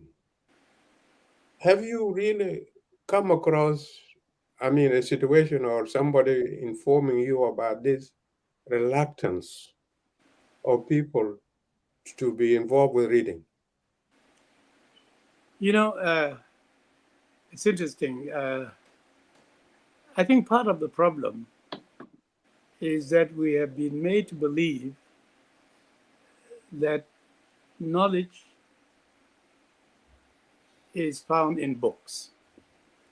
And we've been made to believe that books were mostly foreign books. And even about us, only books by foreigners are of value. Books by us, the assumption is, but I know it all.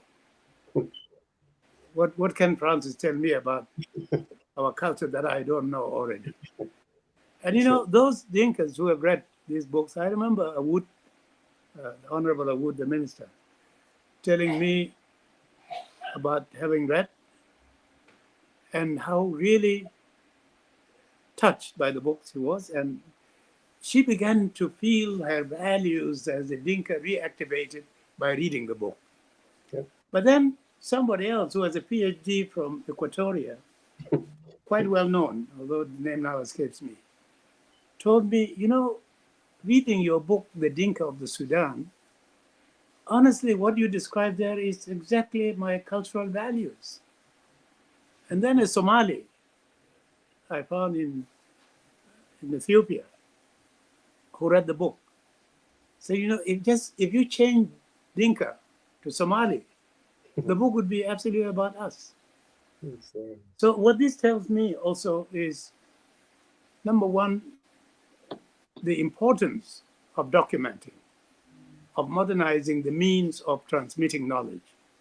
Because if it is not in a book form, for one thing, it would be forgotten. Besides, it's not highly respected. Now, I produce albums of Dinka songs, which were produced in New York. In those days, long playing albums.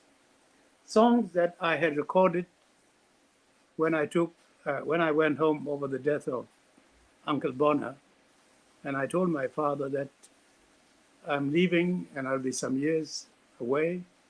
I would like to record Dinka songs, both to keep me in touch with my culture and also to let our culture be known to the outside world. Do you think, under conditions that we are in with the mourning, would that be appropriate?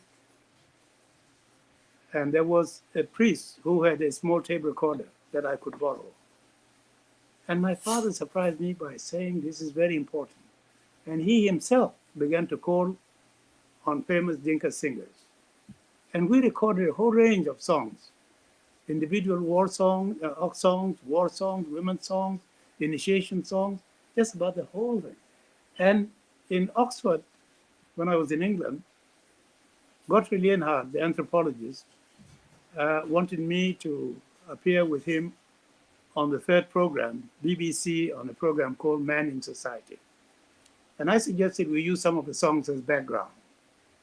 And that became so appealing to them that when the program was over, Godfrey said, why don't we produce a book together? I have some songs, and with your collection, we can produce a book of Dinka songs. Later on, he said to me, since you have enough material, why don't you do it for yourself alone? And so we produced a book, one of the very first in the series of what they called Library of African Literature. That book got tremendous reviews. In the series, it was singled out as a leading book in the whole series of African literature. Now, later on, I gave a copy of the book to my brother, Paul. Two things happened. Some ministers came to the house and we played the long playing albums. And these ministers, Northern Sudanese, could not believe that Dinka songs were now on a long playing album, modern. And my brother Paul, when I gave him the book of Dinka songs, he said, Madin, are these really our songs or did you make them up? You see, once you put them into books, they assume a different recognition as opposed to oral. Now, it is my belief that everybody has books in him or her. Few have the audacity to put it down in writing. But everybody is a potential author, if only they would put it down in writing. And once you put it in writing, then it will be recognized as a source of education. So I am really for encouraging our people not only to write books, but to try as much as possible to reflect the authenticity of our language, in English even. When I translate Dinka recordings, and I've done a lot of recordings, I try to let the Dinka speak in Dinka in English. One of the discussions we had was with Godfrey Lienhard over the word good morning. I wanted to say, Godfrey Lienhard wanted us to say good morning and then in a footnote in Dinka, Chibak, and then say literally what Chibak means. Mm-hmm. I wanted the reverse. I wanted it to be Chibak and are you dawned or has dawn found you well, or some expression like that. And then put in a footnote good morning. Yeah. And my reasoning is when a Dinka says Chiba, it connotes having survived the night That's right. and found the morning. Mm-hmm. When an Englishman says good morning, they're talking about the weather. See? It's a different concept. So in translating, I want the Dinka expression to be as authentic as possible in English. Unfortunately, that makes it difficult sometimes to read for an English person, you know. They want it to be more their language. But I think we are at a stage when we need to document experiences, to encourage our people to document. That's exactly what you're doing. But we should let people be made conscious of the value of documenting. I've been talking to Tigley, who writes beautifully, and I enjoy reading everything he writes, and I keep encouraging him, keep writing, write books. Yeah. See, my son Daniel, the same Daniel, had an experience. He was going to a subway, and he found a homeless man who begged him for money. And Daniel said, I don't have change. And the man said, I accept notes. I beg notes. So Daniel said, could you give me change for the metro? So he gave him. And then he said to him, young man, I don't know who you are, where you come from.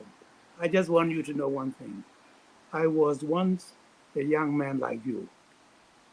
And here I am. He was telling him, beware. I was like you, and I became what I am. Daniel used that story to make the point that knowledge does not only come from the classroom. Knowledge comes even from the street. People have experiences that are important to turn into books to be read.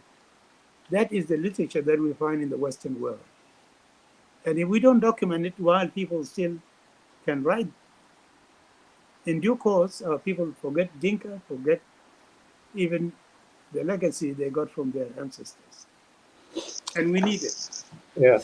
I think we're going to go for a break. I will put the song for just under 3-4 minutes, if you don't mind. By the way, I should remind you that the time here for us is 12:30. Oh, sure.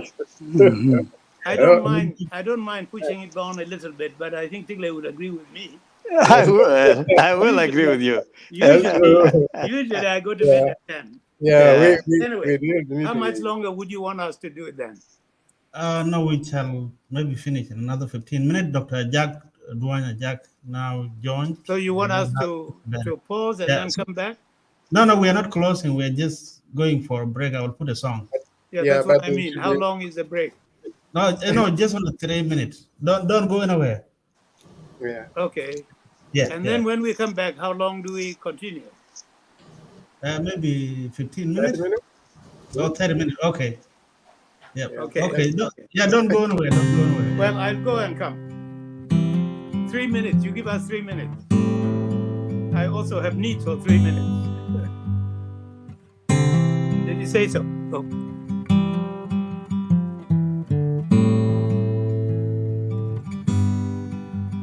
There is history and culture between the covers of a book. We'll find what has been and what could come each time that we look. Elders, raise your pens and take a stand. Your ink brings life to South Sudan. If you'll make your mark for those to come, our generations all can join as one. Let's read, break out the books between the lines, finding outlooks and stories of all those who came before you. Feed your brain with knowledge gained from those who lived to liberate South Sudan and left us all with their truth.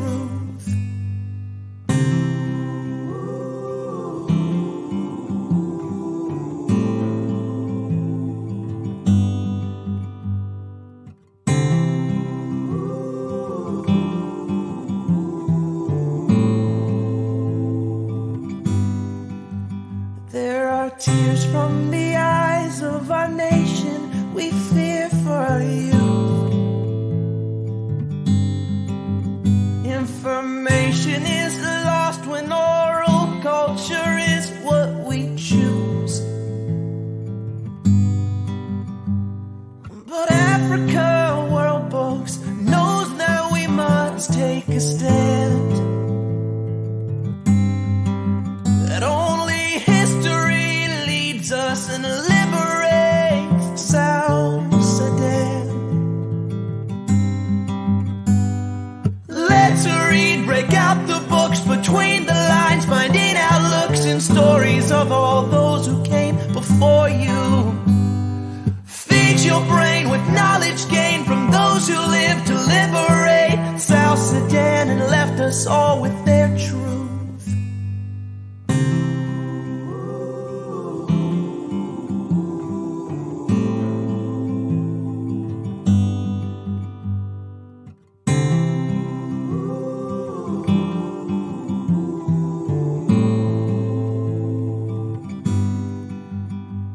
Encourage the aging generation who fought for South Sudan to write their memoirs so the youth will all understand that our nation is young, but our history's richer than gold. That our people are strong and our stories are worth being told. Let's read, break out the books between the lines, finding outlooks and stories of all those who came before you. Feed your brain with knowledge gained from those who lived to liberate South Sudan and left us all with their truth. Let's read, break out the books between the lines, finding outlooks and stories of all those who came before you. Feed your brain with knowledge gained from those who lived to liberate South Sudan and left us all with their truth.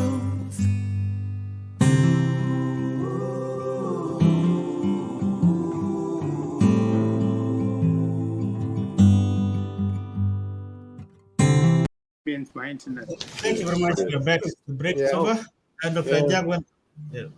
I had lost you for a while. Are we all back? Yeah. Yeah. Well, welcome back. Thank you. I'll be reading messages from viewers wishing Francis long life so that he can still be with us to educate us and continue writing for charity. I think one of the things we should do is also not to subject him to this long sitting. He's taking good care of himself, and one of them is that he has sufficient sleep. So we will continue, please. Never mind. Yeah, continue. we will be here for about 25 minutes. Yeah. Okay. What I would like to inform the young listeners is the role South Sudanese did for a BA during the regional government. And this was in the context of South Sudan as a whole rather than Dinka speakers. When the regional government, there was the system at that time where classes or professions used to be represented in parliament. So there was a seat there were 3 seats for graduates, one in Barghazal, one for Upper Nile, one for Equatoria. Now, the seat for the graduate, I think for just one candidate for graduate. So the seat for graduate, Dr. Zakaria Bol, who, according to Francis, they were born almost the same time and almost like twins. Right. Happened to be a good friend of mine. He saved my life. I had very severe illness and they took care of me for 2 months in hospital. So when he said he was going to contest for the seat of the graduate, I was one of the people to endorse him. And I had a lot of friends within the intellectual circles in Juba, the ruling class or the intellectual class. And one of these was Stephen Abraham from Bentiu. And he endorsed the whole idea from the beginning. Oh, yes, if it is Zakaria, this is good. Not only as a person, he was a very pleasant character. But he said, on top of that, we want to tell the North or the ruling system in Khartoum that Abyei belongs to the South. And the best way is to elect Zakaria. And there were other people contesting against him. And we went around, people from all groups. I mean, you had to be a graduate to vote. So we managed to get almost everybody, all the graduates who were going to vote for Zakaria. Now there was a problem of some of these young people did not have transport to go to the polling station. We offered our vehicles to transport them to vote. And Zakaria won very overwhelmingly. He was elected to the regional assembly. And the president elected at that time was Joseph Lagu, who speaks very, very, very fluent Dinka and has even composed a hymn in Dinka. And so we went and influenced Stephen Abraham and some of my friends from Equatoria went and influenced decision makers, the power brokers, that Zakaria it should not only be a member of the assembly, it should also get into the cabinet to tell the North that he is one of us. Abyei is ours. And Lagu listened and made him Minister of Health. That part of history might be some of you young people might have not heard about that. So the South has always been with Abyei. And also from my personal experience, the Dinka Ngok, and somebody was asking Francis before that what is this is Lual Bangot? What is the meaning of Ngok? These people, I honestly believe that they speak better Dinka. I mean, there's nothing called better or inferior, but you find them, they have been to foreign countries for many years, like Francis, and he speaks very, very fluent Dinka. Every Ngok I know is very fluent in Dinka. And they stick to cultures of the Dinka more than the people deep inside South Sudan. So that's how much I know about Abyei and the people and his people. I think your language is, your dialect is part of the Padang group. Right. Yeah, this is one of the things I'm now using in my translation. I'm using Dinka. I do translation in Dinka. And the language, the dialect I find to be more, the majority of people would understand the Padang thing. So I have to borrow a lot of things. Anyway, the next stage, Rafael, do you have to do you have any comment before we give the final question to him, and then he should be allowed to go and rest? You are mute. You are not. We are not hearing you.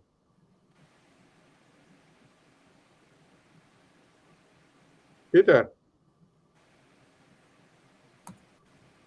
I think Dr. Rafael, unmute yourself, or maybe Dr. Yaak. You can ask a question, and thanks for joining us. Okay, I hope you are hearing me. Yeah, and briefly introduce yourself and before you could ask a question. Okay, yeah. Thank you.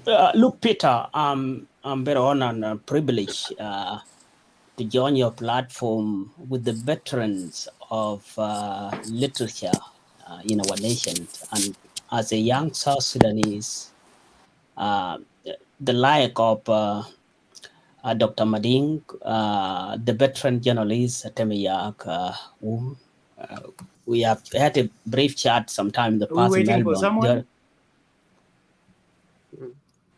Dr. Jack is talking here.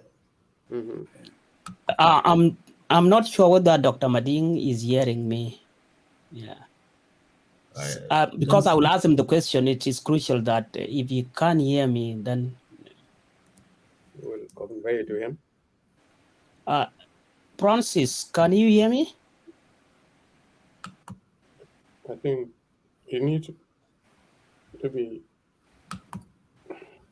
Dr. Jack, you can go on. Okay.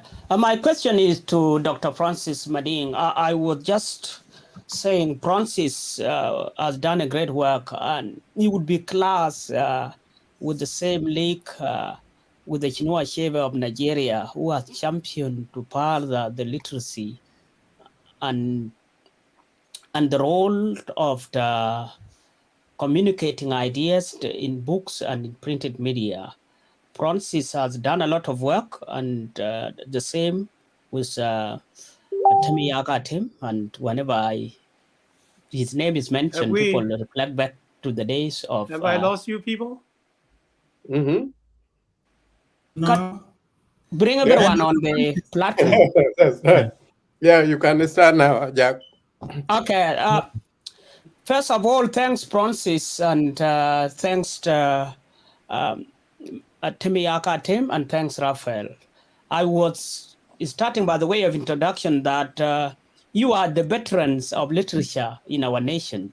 And as a young South Sudanese, it is something that we are privileged to have people who have taken their time and to communicate our way of life, the culture. Seems that there's a problem. We are hearing you. Are you waiting for Peter? Is Francis on the line? I'm hearing you, but I thought you said there's somebody. Yeah, Jack is talking. Yeah, Dr. Jack is now. Dr. Jack, go on. Yep. So, thank you first. I have to acknowledge the great work that has been done. My question, because it is a book launch, is to Francis. I have read chapter 10 of his books. That is the chapter I will ask the question. I've read his book, but the chapter on the turmoil, and he said the title is the turmoil beneath the calm. Dr. Francis wrote about this scenario where his brother Bol and him living within the same compound with his father's two young wives. Are we waiting for Dr. Ajahn? Yeah. Yes, I'm asking a question. So I'm wondering whether you are hearing me. But if you can hear me, I'm asking a question about chapter 10 of your book, The Invisible Bridge. You have described a situations where you were with your brother Bol, living in the same compound with the two wives of your father, the youngest wife. And you describe it that you were always under the watchful eye of your father, with the tension and jealousy, to a situation that your father would not give time to talk. And at one occasion, he took a walk to Dr. Ali Bakri. Because there was an allegation, one of the youngest wife had put a witch. I wish she could be inherited by Dr. Francis Mading, by Mading. So when you were summoned by your father, there was that tension and quiet movement where no one wanted to say anything. But you expressed it that you wish both of you could be accused together with your brother Bol. Because if both of you are accused, then no one will be suspected of having some sort of affairs with the youngest wife. Now, my question is, comparing how the cultures were at that point in time, and how the Dinka and the living arrangement where you have to respect the youngest wife, no matter how the age is, and even the way of communication were limited. How did your life change after that incident? As a young man growing up among the youngest wife of your father, and how did it affect your relationship?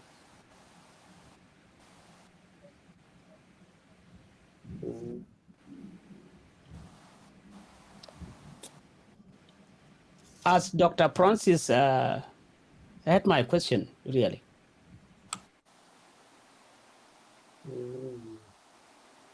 I don't think he got it. Peter, did you, is the line okay? I think Dr. Francis' line got a problem, so you can convey the same message to him, if you don't mind. But Yeah. is he listening? Oh, are you hearing him? Yeah, we are hearing him, but, but I'm not hearing him. I'm not hearing anybody. I mean, I'm Mm. hearing you, but was Dr. Yaak talking? He was talking, yes. Oh, you heard him? Yeah. Well, I'm sorry, I didn't hear him at all. I may exit then, and well, you try to summarize it. Just okay. So you'll pass the question to him, Peter. My question is, Uncle Atem will pass it, but would be nice. Yeah. Well, I might not summarize it in a proper way. He's talking about an incident where you report in one of the chapters. What chapter, Jack? Chapter 10. Chapter Turmoil 10. beneath the calm. Yeah, that's there was this the contact between the stepmothers, younger stepmothers, and you and Zachariah, in which there might have been some sort of unease about might be what was happening. Have I put it right? And then, so he would like you to comment whether this situation, I mean, that you elaborate, because probably it could be misunderstood. Well, this is amazing because I don't know exactly what is involved there, but there was a description of an encounter with a stepmother talking to Ball, and I was listening. And honestly, I would like to get the direct reference because I thought that story was deleted. So I want to get more details before I comment, because otherwise I might be saying something I had decided not to say. It is page 196 to 198. I'll look it up in the book, but if he could give me a page number, chapter and page, or 196. Can you get from him some more details and that you can relate to me? It is page 196, Peter. You are mute, Peter. You can check page 196, Dr. Francis. 196 to 197. Page 196? Yeah. Should I check now? Yeah. Let me see. But anyway, you can comment. I will let the rest talk. It is unfortunate that we could not. You could not hear me. But it's in the context of the Dinka, the moral decay of our culture at the time, and the way the respects were, and how his father handled it. I find it very interesting in the today culture. Yeah. Sorry, guys. Just bear with us. Rafael, how far have you gone with the other book you are working on? I'm working on it. I know you encouraged me quite a bit. And I have gone far, but I want to do it a little bit more. I know it's not easy to put this sort of thing together. No, it's not easy. It's not easy. Diversions, interruptions here and there. Yes. It's not easy. And did you get the copy of Mark Majak's book, the dissertation? Yeah, dissertation. I have it. Do you have it? No. Well, yeah. Well, I have. I wonder if it is the full dissertation, but I have something I can share with you definitely. Yeah, it would be very well. Yeah, yeah.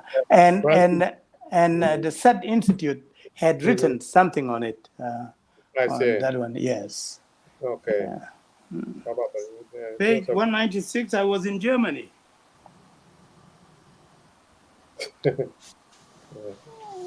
191 to 196. I could defer it. Could you communicate? Can you exchange your addresses so that you follow it later? Because I think we are running out of time. Okay. I think we will leave it. Maybe it must have been the first frame of the book. You I see, don't know. again, 191, I'm in Germany. Okay. Yeah. This incident happened at home, is it? Yep, definitely. It happened when you were in Nong, a place called Nong. Nong, at home? Yeah, it happened in Nong. His village. In Nong. Nong. I'm very curious because I hope it's not something that I had not intended to be in the book.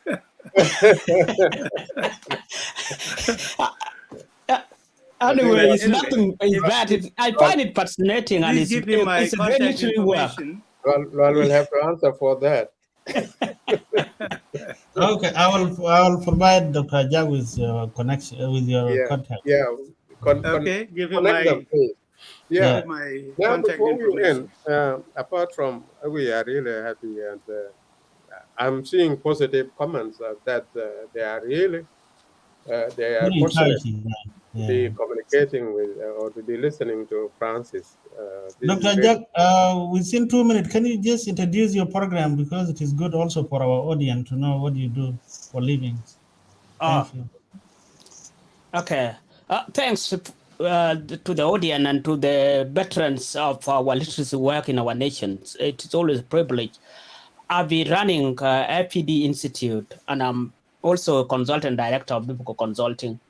What we do is education program where we discuss topical issues, where we bring engineers, scientists, and today we were discussing on the social and environmental aspects of the Sud wetland. Dr. Ajak still talking to you people? Yes. We have told him to defer that question to another time. It should be personal later. Okay. Yeah. So he's introducing himself before we wind up. Okay. So FPD Institute deals with topical issues of the national matters, things that are of interest to the public.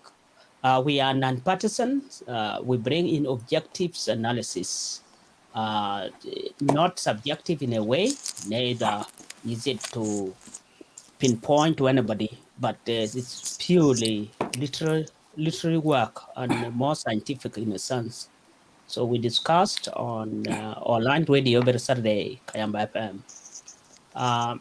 Personally, I'm a mining engineer, specialized in natural resource development and a data scientist. So that's what I do, and that's what we have been doing. So it's pretty hard sometimes to talk more about oneself. So I will keep it that way. Yes. Thank you very much. Yep. Thank you, Atem. Yeah. Okay. To round up, somebody called Walbangot as I think he's also a Ngok speaker or of Ngok origin. He's asking about the meaning of or the origin of the word Ngok. Ngok, which is also the name of I could leave that question to Tigley. Well, I am a cultural ignoramus compared to you. Yeah. You know, the Ngok usually say Ngok Atum Diak. And you know, there's a fish called Ngok. I don't know whether everybody knows that fish. Yes. That fish has three fins that look like horns. One on top, two on the side. So the Ngok call themselves Ngok Atum Diak, not to be confused with having 9 sections. So they also say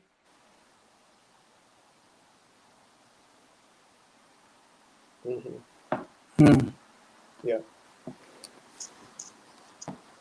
Hello. Cut. Yeah, he says he's from Roving. Yeah, we have seen. Yeah, but I think Dr. Francis is frozen. Yeah. Okay. Dr. Francis is having technical issues. And I think after this,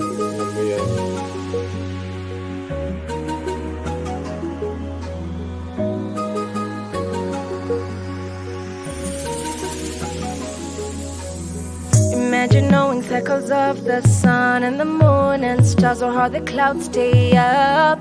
Imagine running with a cheetah fast, knowing what it hunts or its rival cats. What if you went back in time with kings and queens of when the land was wild? You'll never know of this and more if you don't pick up that book. This African stories and African tales make you the wiser, it's all yours to gain. Knowledge is power, can change everything. Read African stories, see what you could be. Imagine going to the core of the earth, rising with lava through the vents, and you never get burnt. Taking the heat of the Sahara on the camels and the sand dunes with the snakes and the flashing floods. What if there's more to technology and you're the genius holding its next key? Just know you're free, or to begin if you just open the book. These African stories and African tales make you the wiser, it's all yours to gain. Knowledge is power, can change everything. Read African stories, see what you could be. Africa Wild Books is doing the most, publishing for you and bringing them close. Build up the library right there at home. Let your children read and imagine it all. Did you know that your mind is the biggest weapon you have? Just a word at a time, and the world will know who you are. Did you know that your mind is the biggest weapon you have? Just a word at a time, and the world will know who you are. From Africa to Australia, a book at a time for everyone. A culture, a history, a heritage. We gotta read, yeah, read these books with African stories and African tales, making you wiser, it's all yours to gain. Knowledge is power, can change everything. Read African stories, see what you could be. Africa Wild Books is doing the most, publishing for you and bringing them close. Build up the library right there at home. Let your children read and imagine it all.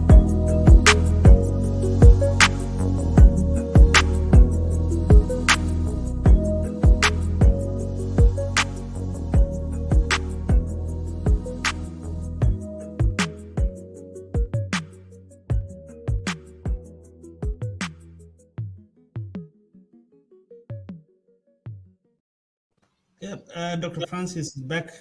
Yeah. So, Dr. Rajak, it's good that we managed to get in touch with you.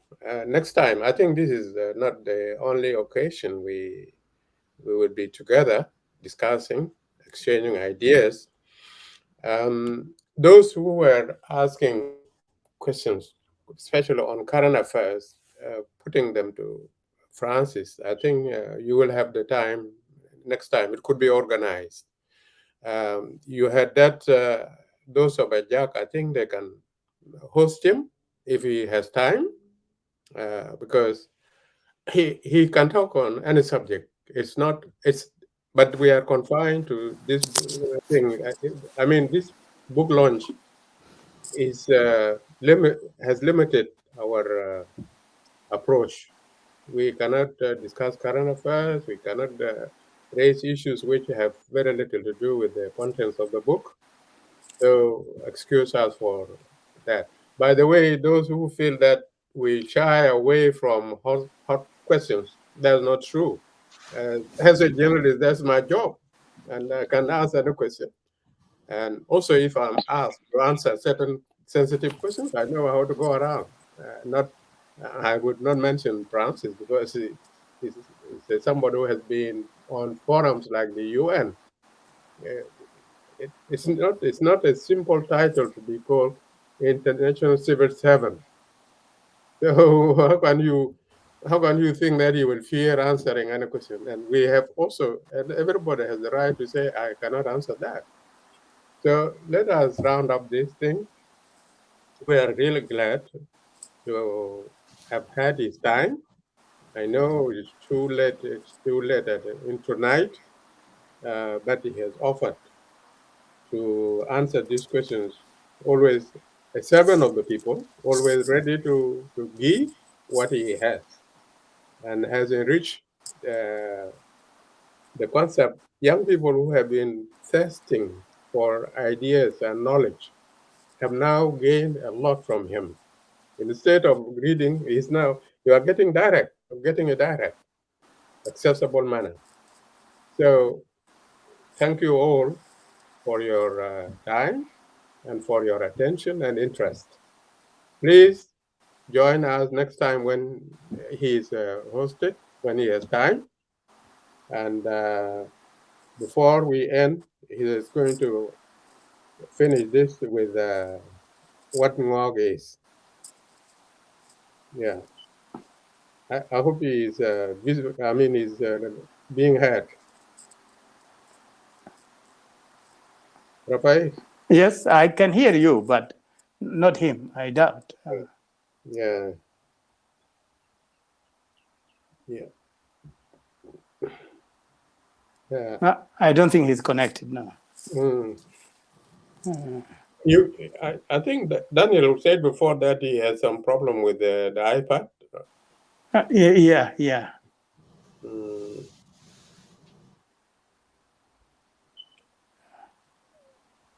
We have two Luals, Peter Lual and Lual Bagod. Yes, I know Lual Bagod very well. Yeah. Yes. So he's. Yeah. Yeah. Yes. Is there no way you can call him on your phone? I can call him, yes. Yeah, that we are not getting. I'm with Dr. Francis on the telephone. Okay, call him. Yeah. Call we're him together then. now. He's having difficulties. Okay. Yeah, so we better close the show. Okay. Yeah. He's trying to fix it, but I think the microphone is not working. So you should be given time to rest. Yes, it's tough, yes. Yeah. But anyway, we will organize another occasion. Yeah. We would have loved to add more information, but but that time we should make sure that we will be the one to wake up earlier so that he has enough time. Yes. Yeah, instead of starting at midday with us here, we should start at 9, which would be around, I don't know what time with us here. I mean, with him, we should be. We have 12 hours difference. Yeah. Yeah. Okay. I think the better thing is to close it. You can close it now. Yes. Anyway, just your comment, Rafael, before Luan closes the function.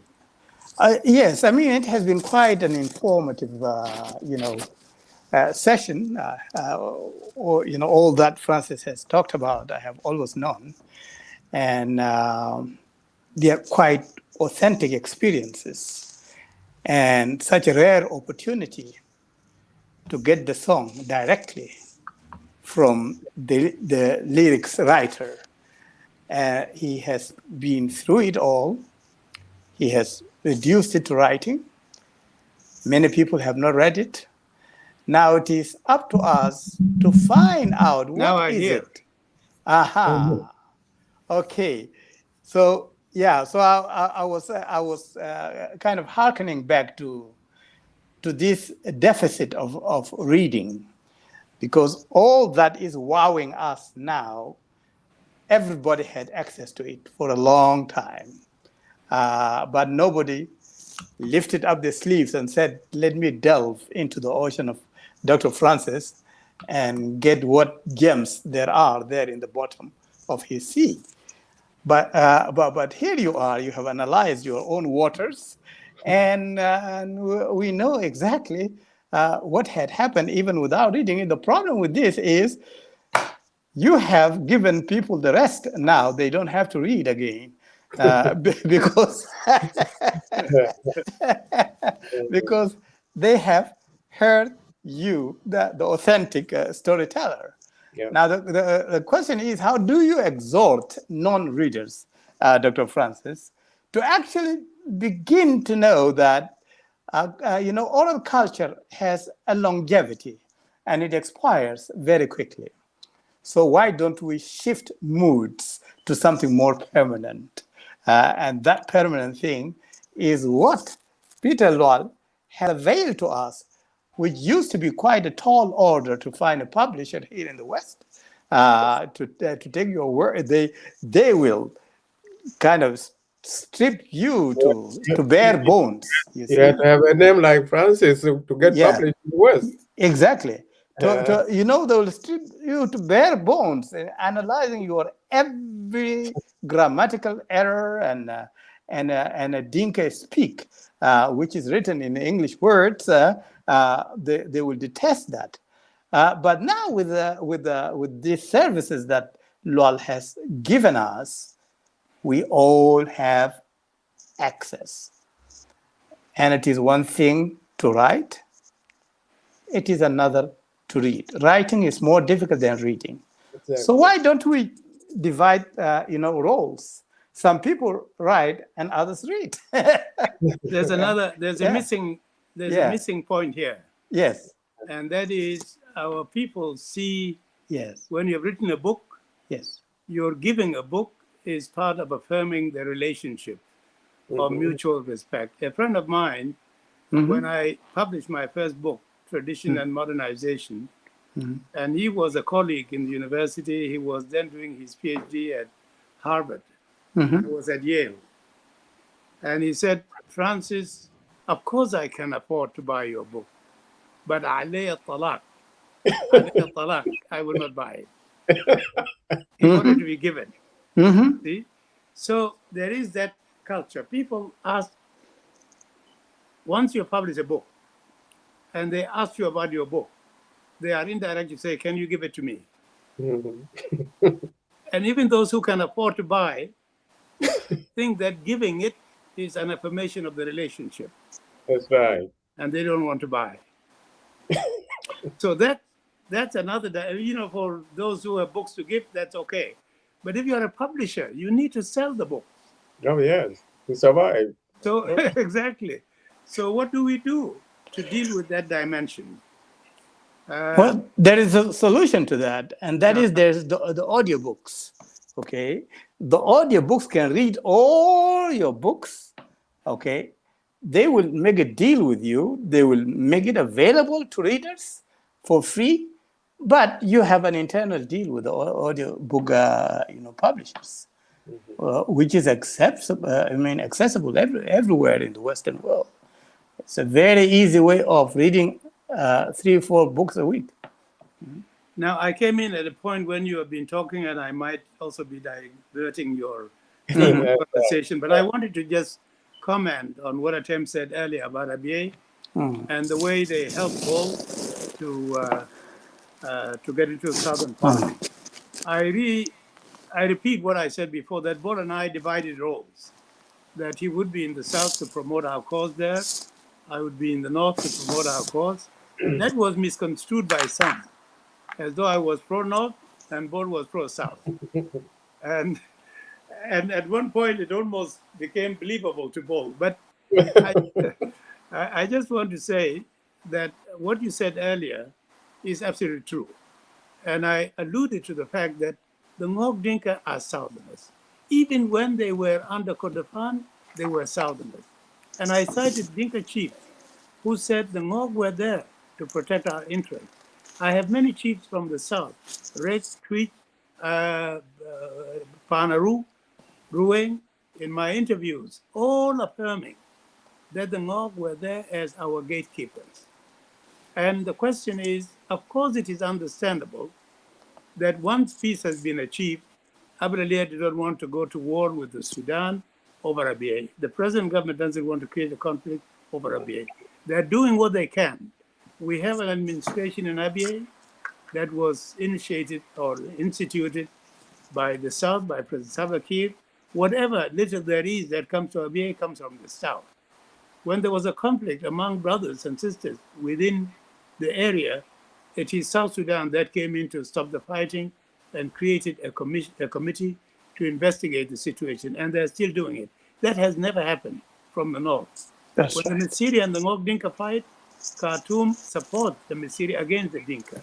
They've never come to stop the fighting. So I just want to say, despite all the controversy over Abyei, the people of Abyei will always be Southerners.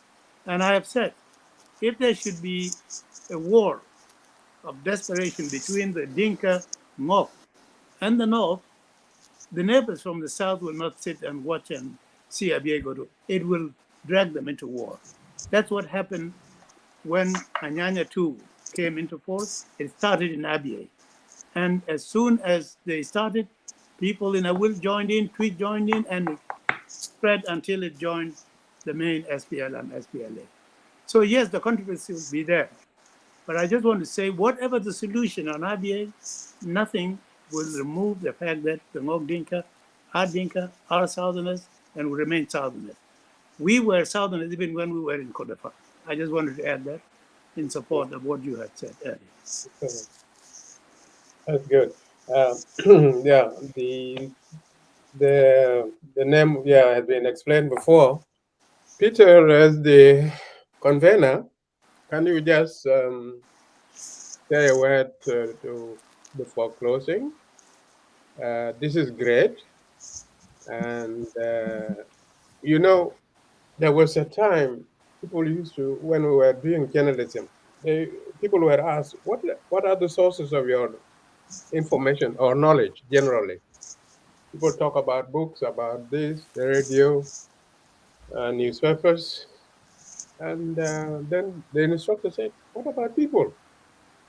What you get from friends and casual people you meet anywhere? They tell you stories. Is that not source of knowledge? So apart from what Francis has written, the way he's talking has been so valuable. I mean, the information he has given is so valuable. And this is first-hand information. It's not what he heard from somebody. It's what he saw, what he experienced. And such occasions are so rare that we really need to make this as a sort of a permanent feature of our communication, with very little distraction from other issues which are burning. We need to talk about culture, about who we are, and that's important. I saw Dr. Ajak one time. I think you have that radio. I was listening to your talk about why we are very poor at business, managing business or starting business and making succeed. I really like that. This is education.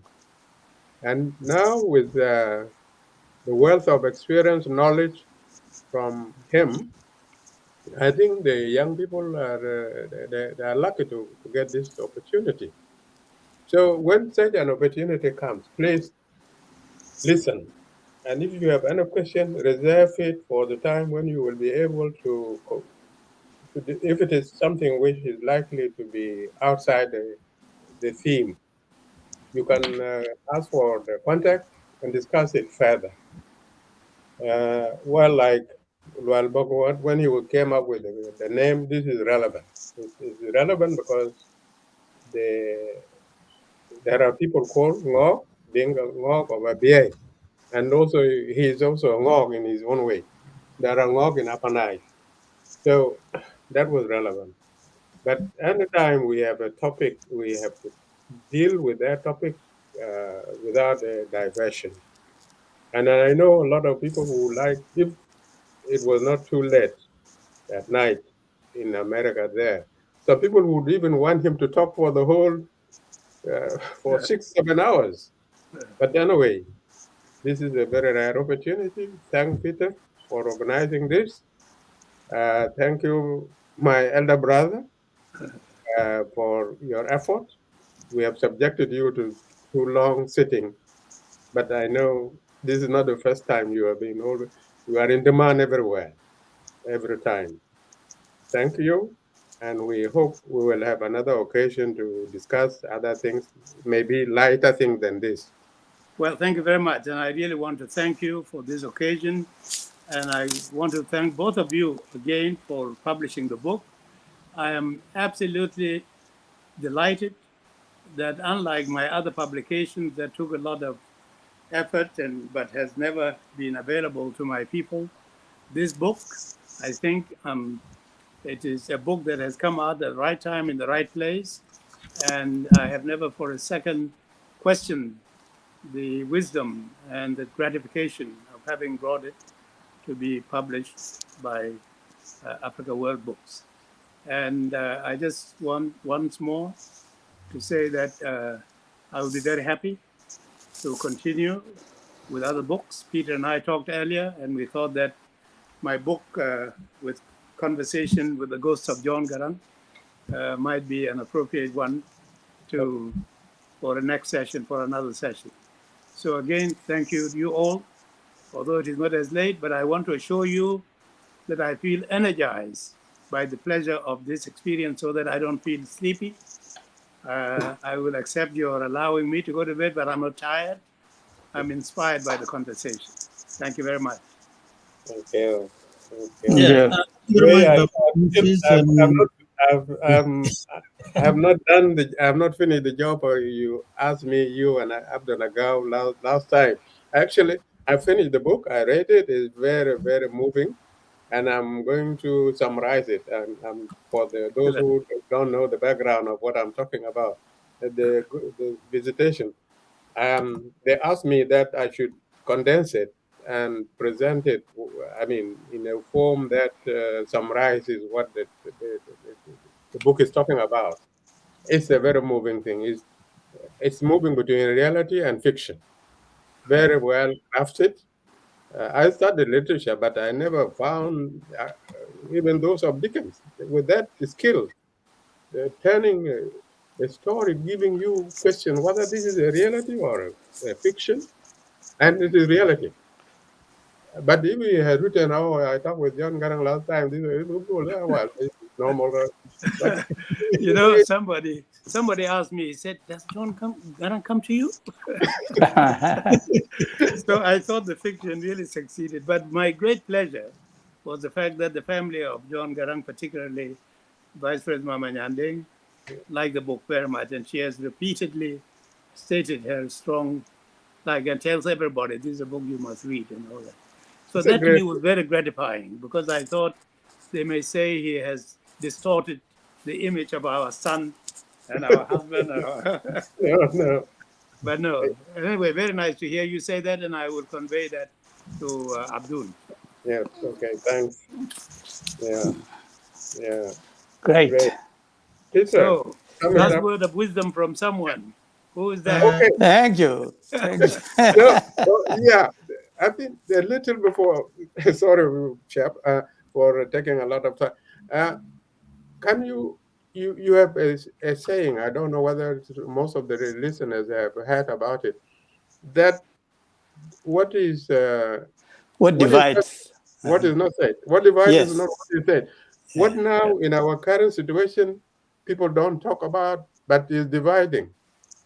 You know, I used to say, and John Garang actually is the one who promoted this saying a lot. And even in his videos that I now see, I come across he's saying that. It was a conference we had in Bergen, to which the parties went to discuss the situation in the country.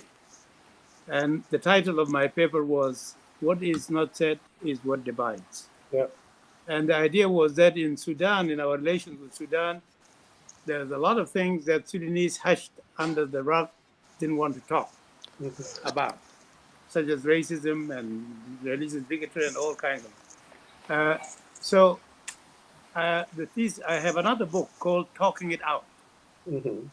And the thesis being, in our Dinka culture, they say, don't hold things within you. It will eat you. That's why she said, pour it out. Yeah. But then I have another saying, I could argue exactly the opposite, that it is what is said, words are what cause division. Yeah. The question then is not so much saying, but how to say it. So yes, what is not said is what divides, because we hide the things that are important and that cause conflict. But yes, we must talk it out, but let us say it in a way that is winning, in a way that is persuasive, not hostile. So both are quite valid. But I want to end also with two other themes that come across in the book and that guide me in my life. And that is, in crisis, there are opportunities. Yeah. When I was threatened with blindness, when I was persecuted, I diverted my attention into working with my Dinka cultural materials, into translating Dinka songs, into producing the books of Dinka songs, and that set me in a direction very different from if I had just finished my studies, had come back to Khartoum to teach law. The story of my life might have been different. I don't know which one would have been better, but I'm happy with what I did. And that came as a result of a crisis. The other principle that guides me, and which I think is important, and I think Tigley is fond of commenting on this, and he might want to comment. I believe in optimism. I believe that pessimism leads to a dead end. Optimism, even in serious situations, challenges you to rise up and act in a constructive way. I once said to somebody who was telling me about all the problems her family actually had, and I said to her, you know, if we did not have crises and problems to solve in this world, it would be a very boring world. And she said, I would rather be bored. But I believe that we have always opportunities to turn negative situations into something positive, crisis into opportunity. You know, if you notice the way our people pray, they don't pray begging God to do something. They sometimes pray by asserting, we have rejected this, we have rejected death, we want this, okay? So in a sense, praying is almost asserting what ought to be. And you ask God to then let it be. But you don't look down miserable saying, God, deliver me. You say, I will be delivered by you, God. And if you listen now to what our people say about the crisis they're in, it's just full of God and how good God is. I say, you know, it's amazing. God has allowed us to suffer all these years. Yet our people say, God is the one we look to. And I believe it is because I once asked things like that, being a man of divinity and all, that itself is a form of optimism. The belief in God. We will be delivered. Solutions will be solved. And only God will solve the unsolvable. Well, you are after the heart of Jacob in the Bible when he decided to wrestle with God, and told God, do precisely what I will not let you go until you bless me. Okay. And God came up with a broken hip. Yeah, exactly. So you are doing it in the Dinka way. That one was a little bit rough, but you are doing it the Dinka way. Yeah. His friend Jogarang one time was asked, there are so many problems. Is it not too much for you? He said, if there are no problems, then what are we there for?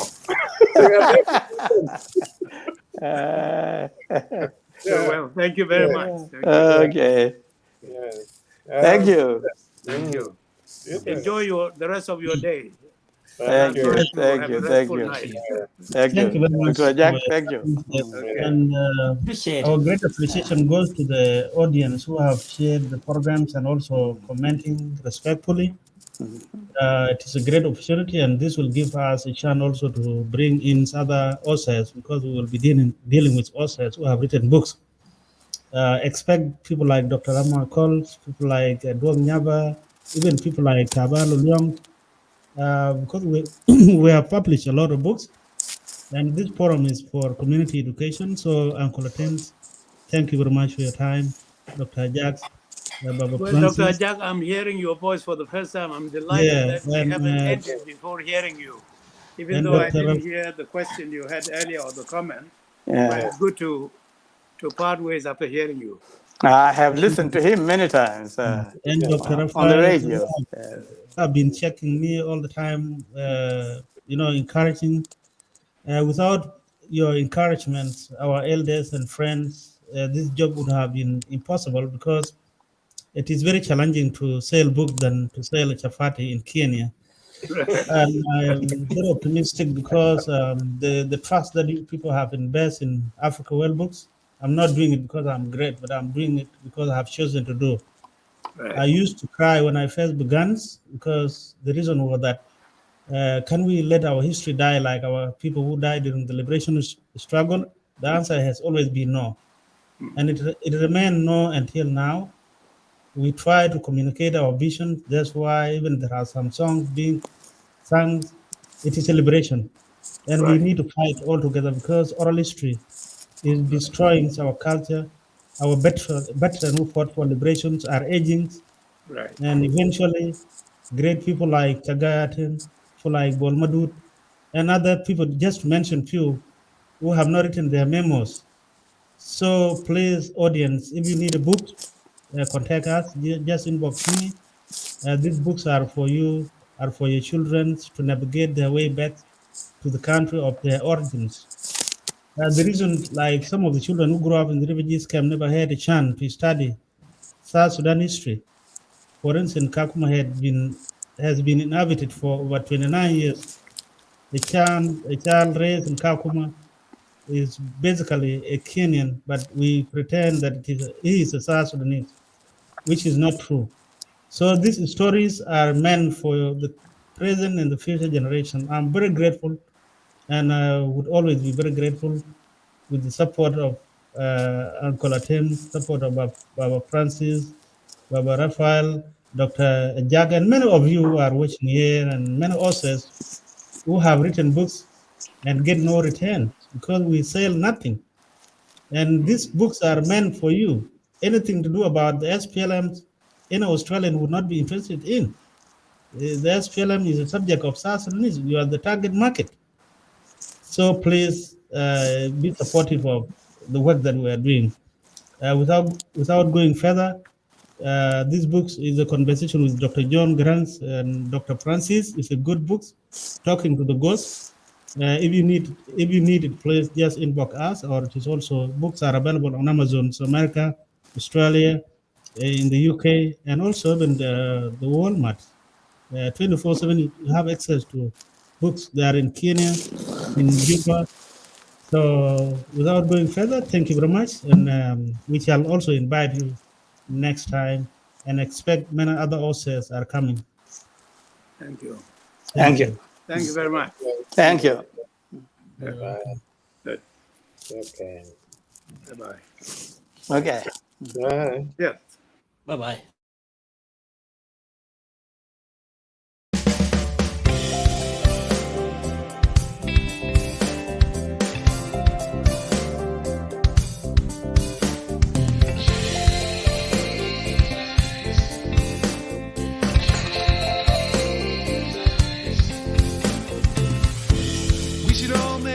Time for books, 'cause they nourish just like water.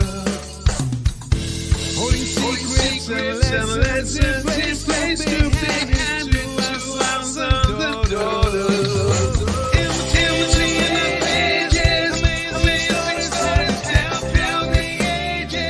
Designed to nurture and to change lives. Yes.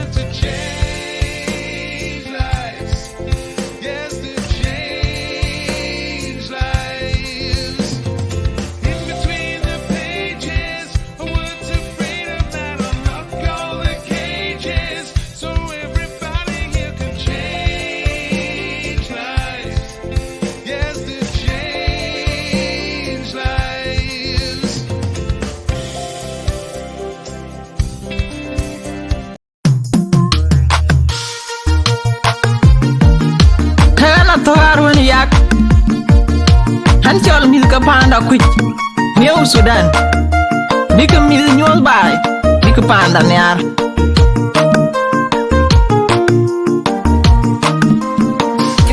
Production. Kodo anje kato ni John garanga mabur bagbi wade ya damon je daror mana mabur atim bagbi gweji kwen gweji diru panda e ben bit no ngarepi you know pe ben bit no ngajalep New Sudan e ben bit you know pe piala gwirani yiken Kukol ke bene ke yechum dam wan jetiane John garang na mabur ya ke bendi kuba ke panda gwir jimana wan kor John cuman kor jagwede nyale jangira den ti chak na ngadono wer de wa konye mana binda you weather jacket kwanyo John sondagela ta konywa What good boy, Lale Deng, Atem yang Atem, Mila Babo Queen, New Sudan, Abaduka Kukul Kapande, Abiar Chagwe, Jan Garanga Mabu, Ijawana, Jato, Kudokan and the way Janang with ya, Waka Chang, Dajamer, or Miska Juno, Doka Kukul Jalunway. Victor Banya Jato, when you webu panda, Waka Chang, Dajamer, or Miska Juno, Doka Kukul Jalunway. Chabo Jagaga, Atem yang Atem, Kaya will be me what doing in Pinda, Atem yang Atem, Anyo, Queer, Bukijanyo, the Lignegalam.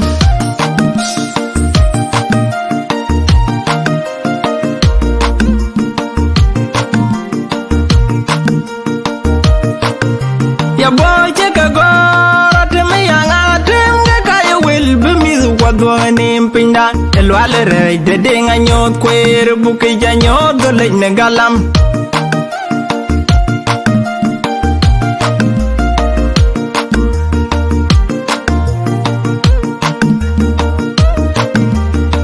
Jangiran den ti jag nong aduno wer e wa konye mana binda you weather jacket kwanyo Johnson dagala ta konywa what good boy Lale Deng Atem yang Atem mira bebo kwen New Sudan abeduka kukul kapande kate wan jaga nyoro ka kindiri New Sudan ani mari chang panda Bega wawa kekul kumil kena chila dirora kuitong da kuipanda yo kemil chang da begaya jaga moto igebain yarbia kwena kekul kepanden kekaya kul kegerawin bi baike Nyale jangiran den ti jag nong aduno wer e wa konya mane pinda you weather jacket kwanyo John tondagala ta konywa What good boy, Lale Deng, Atem yang Atem, Mila Babo Queen, New Sudan, Abaduka Kukul Kapande, New Sudan, Panda, Kuchabaduka Kukul Kapanda, 1 year by. What good boy, Lale Deng, Atem yang Atem, Mila Babo Queen, New Sudan, Abaduka Kukul Kapande. New Sudan, Panda, Kuchabaduka Kukul Kapanda, 1 year by. What good boy, Lale Deng, Atem yang Atem, Mila Babo Queen, New Sudan, Abaduka Kukul Kapande. New Sudan, Panda, Kuchabaduka Kukul Kapanda, 1 year by. What good boy, Lale Deng, Atem yang Atem, Mila Babo Queen, New Sudan, Abaduka Kukul Kapande.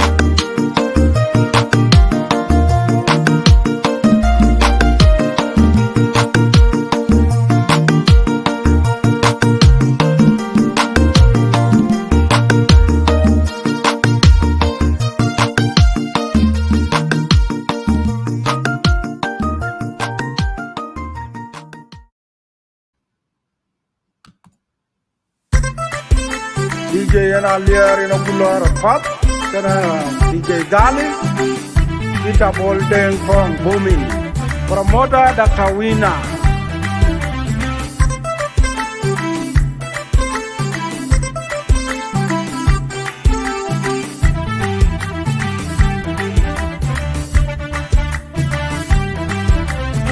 Tor mading deng dito la jegal wal kuluka biong deng jayan African wal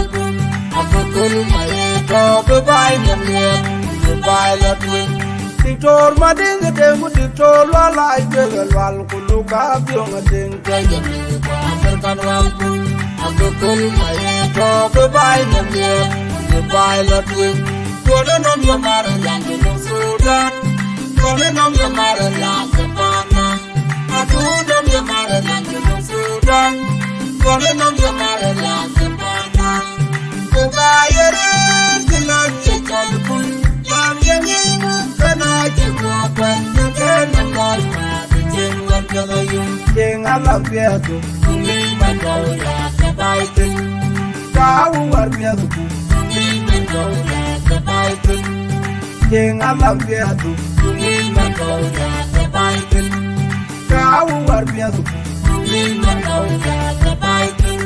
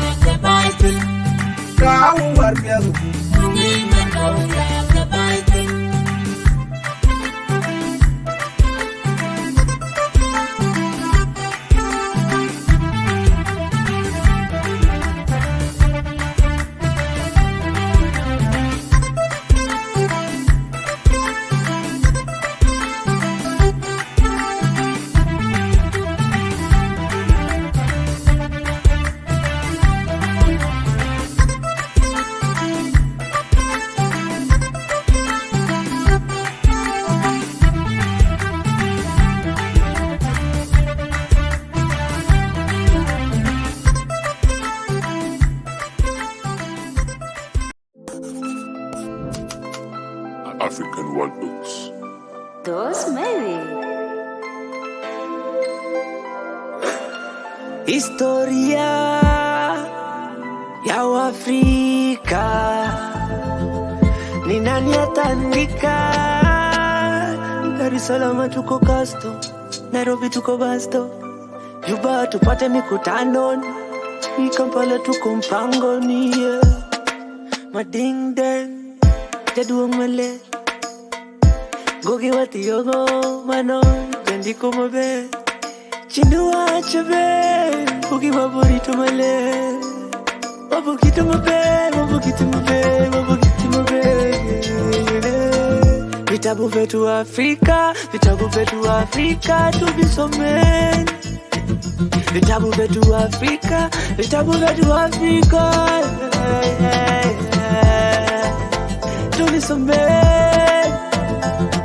tuvisomeni.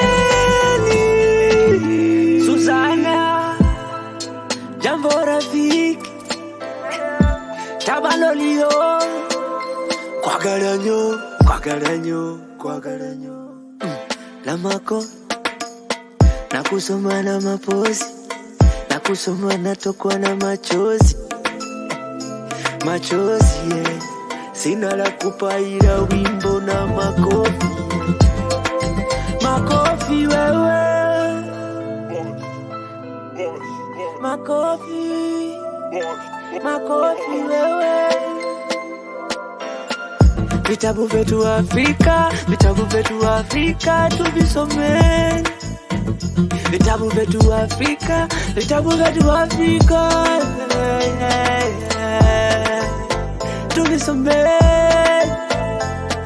tuvisomeni. Let us teach our children our history and make them understand their roots and culture, because they are tomorrow's leaders and the backbone of the community.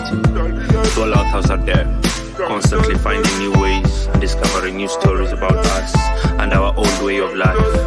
Asanteni sana. Dar es Salaam tuko Pasto, Nairobi tuko Pasto.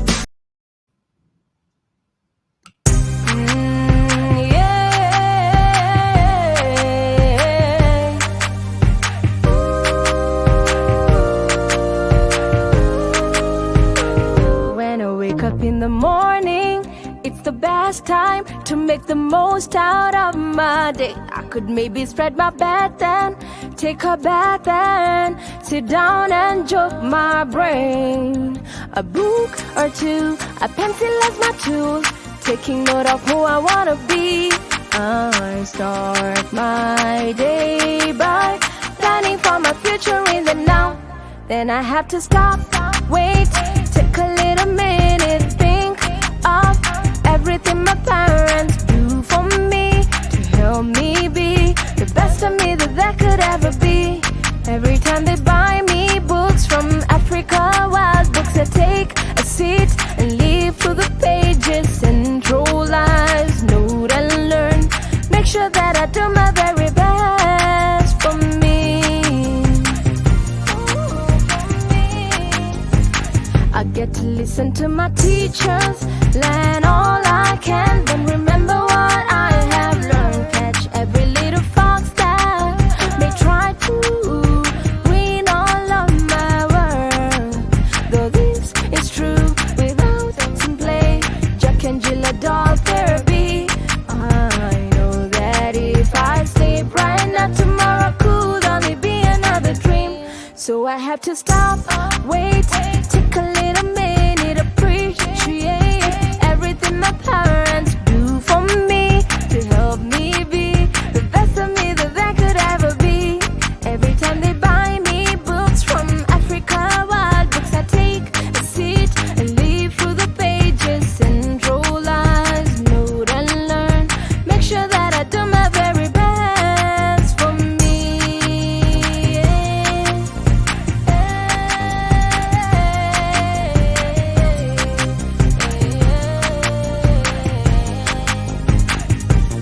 It all starts by respecting them who only want the best, learning to apologize whenever I make a mess, taking time to feed their shoes and know that they do their very best. Here to Australia, how proud of me they'll be.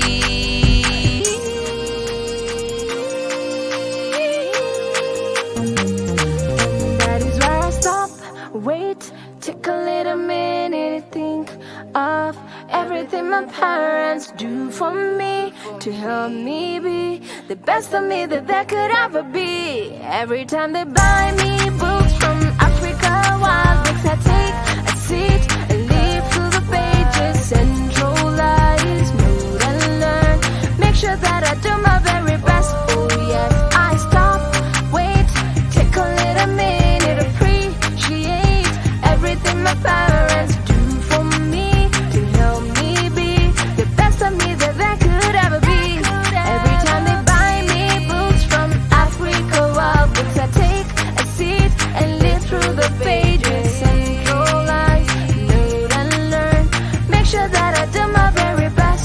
Yes, I make sure that I do my very best. Oh, I make sure that I do my very best for me.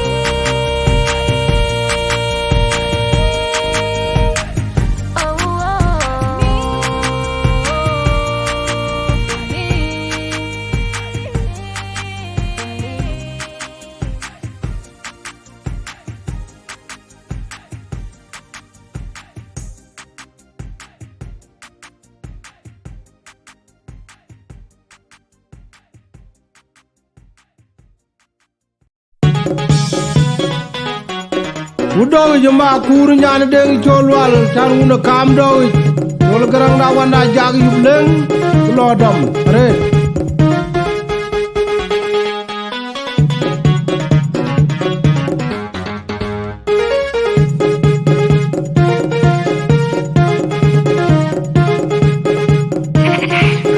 Ayungna jebdiara kebinya jaba me chol garang ati bai ulu dawai son kumaren Itolo la chega buriala manyau korang de yolaro ikaya tuni de baiti jebdiara kebinya jaba me chol garang ati bai ulu dawai son kumaren itolo la chega buriala manyau korang de yolaro ikaya tuni de baiti jebdiara kebinya jaba me chol garang ati bai ulu dawai son kumaren itolo la chega buriala manyau korang de yolaro Ikaya tuni de baiti Kola la ye kaboga gad boko kaboga gad dialogue Ikaya tuni de baiti Kwe nombaro majungan unda wapyo Ino magiji tonano Majung werka jangul wolbay Uya kamle jiginyar maralanga kaban kwari jalo Kwe nombaro majungan unda wapyo Ino magiji tonano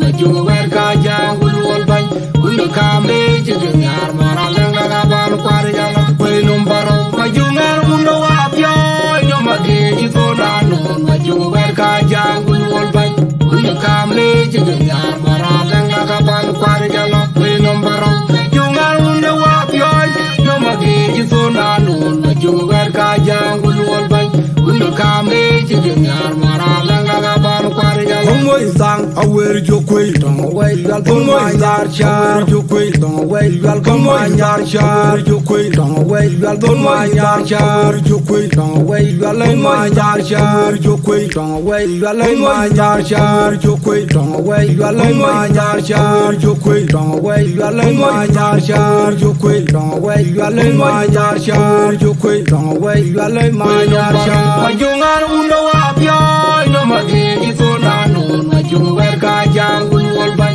Uya kamle jiginyar maralanga kaban kwari jalo Kwe nombaro majungan unda wapyo no magigi tonano majung werka jangul wolbay Uya kamle jiginyar maralanga kaban kwari jalo Kwe nombaro majungan unda wapyo no magigi tonano majung werka jangul wolbay Uya kamle jiginyar maralanga kaban kwari jalo Kwe nombaro majungan unda wapyo no magigi tonano majung werka jangul wolbay Uya kamle jiginyar maralanga kaban kwari jalo jebdiara kebinya jaba me chol garang ati bai ulu dawai son kumaren itolo la chega buriala manyau korang de yolaro ikaya tuni de baiti jebdiara kebinya jaba me chol garang ati bai ulu dawai son kumaren itolo la chega buriala manyau korang de yolaro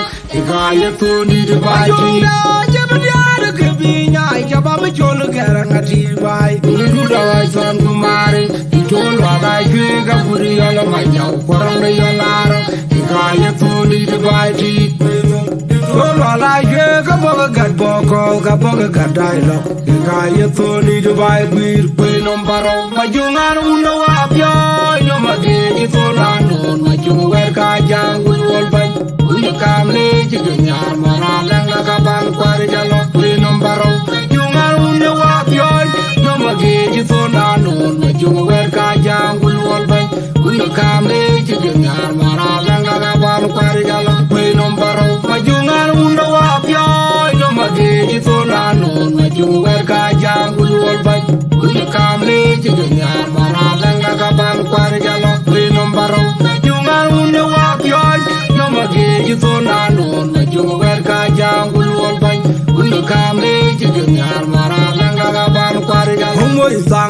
char jokwe don't way well come on yar char jokwe don't way well come on yar char jokwe don't way well come on yar char jokwe don't way well come on yar char jokwe don't way well come on yar char jokwe don't way well come on yar char jokwe don't way well come on yar char jokwe don't way well come on yar char jokwe don't way well come on yar char majungal unda wa pya yo madi to na no majung wer ka jangul wol bay uni kamle ci nyar mara lenga ka ban kwar jalo we nombaro majungal unda wa pya yo madi to na no majung wer ka jangul wol bay uni kamle ci nyar mara lenga ka ban kwar jalo we nombaro majungal unda wa pya yo madi to na no majung wer ka jangul wol bay uni kamle ci nyar mara lenga ka ban kwar jalo we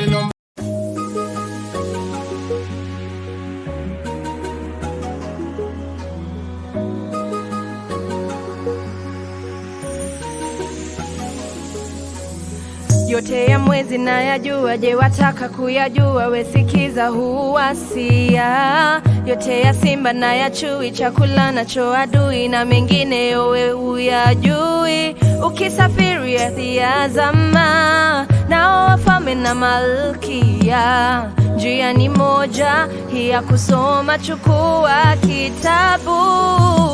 Hadithi hizi za Kiafrika ni fursa ya kupata maarifa, ujuzi, nguvu ya kubadilisha. Soma vitabu ujiimarishe. Je, wajua ya dunia na milima kulipuka moto kama mito ya maji, joto la jangwa la Sahara na ngamia mchangani nazo nyoka, pia mafuriko. Teknolojia ya kuzindukaje kama ni we ya kungoja? Una uhuru wa kuanza, amua kusoma. Hadithi hizi za Kiafrika ni fursa ya kupata maarifa, ujuzi, nguvu ya kubadilisha. Soma vitabu ujiimarishe.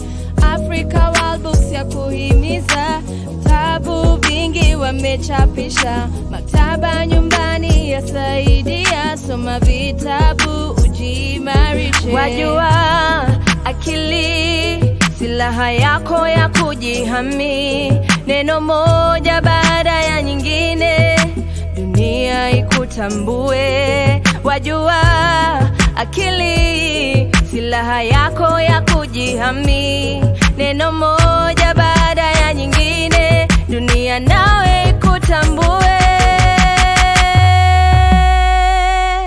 Kutoka Afrika hadi Australia, kitabu kimoja kwa kila msela, tamaduni, urithi na historia yetu. Wewe soma soma soma vitabu vyetu vya ngoja. Hadithi hizi za Kiafrika ni fursa ya kupata maarifa, ujuzi, nguvu ya kubadilisha. Soma vitabu ujiimarishe. Africa World Books ya kuhimiza, vitabu vingi wamechapisha, maktaba nyumbani yasaidia. Soma vitabu ujiimarishe.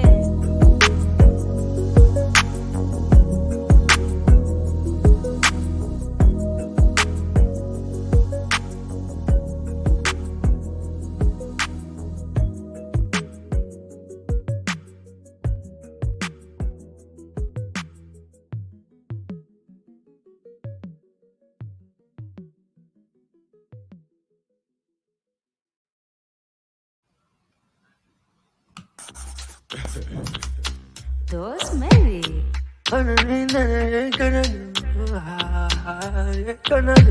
African World Books. Holiday, me be thinking about, me be thinking bank, me be thinking about me mommy and me little uncle, me be thinking about me kids in academy, me be thinking about me family. Now me thinking that this paper be my enemy. Baby mama she a hot, every day getting harder now she wanna quit. She be thinking me be paid getting paper, paid in dollars getting paid, me be paid getting paper. Them is hard to be African, in and out of the continent. The rest of the world see me animal. What's a case, them a say me a cannibal. Me not listen, me a proud of me African. Proud of me African. Proud of me African. Yes, me a proud of me African. Proud, hearts are blank. Proud, me with doctor. He my prescribe water. Fresh air na me hands, yeah, me need it. For the work for me land, yeah, me need it. For the fight for me people, yeah, me need it. Yeah, me need it. They done show me hands, now me living like a criminal. Criminal, living like a criminal. Me no need money, me no need play. Me no need Gucci now, me no need it. Me no need car, me no need sex. Me no need visa now, me no need it. Them is hard to be African. In and out of the continent. The rest of the world see me animal. What's the case, them a say me a cannibal. Me not listen, me a proud of me African. Proud of me African. Proud of me African, yes, me a proud of me African. Proud, mass of black. Proud.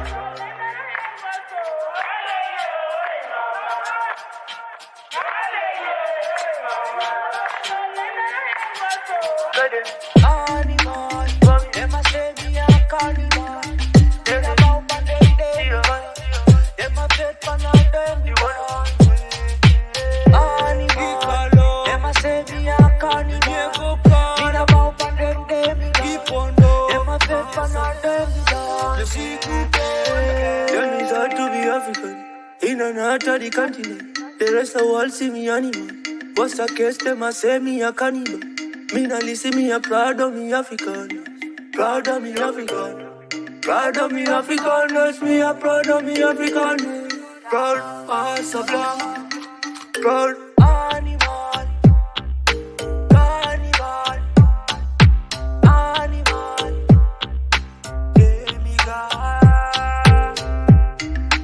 Proud of me African. Proud of me African, yes, me a proud of me African. Proud, hearts of black. Hearts of black.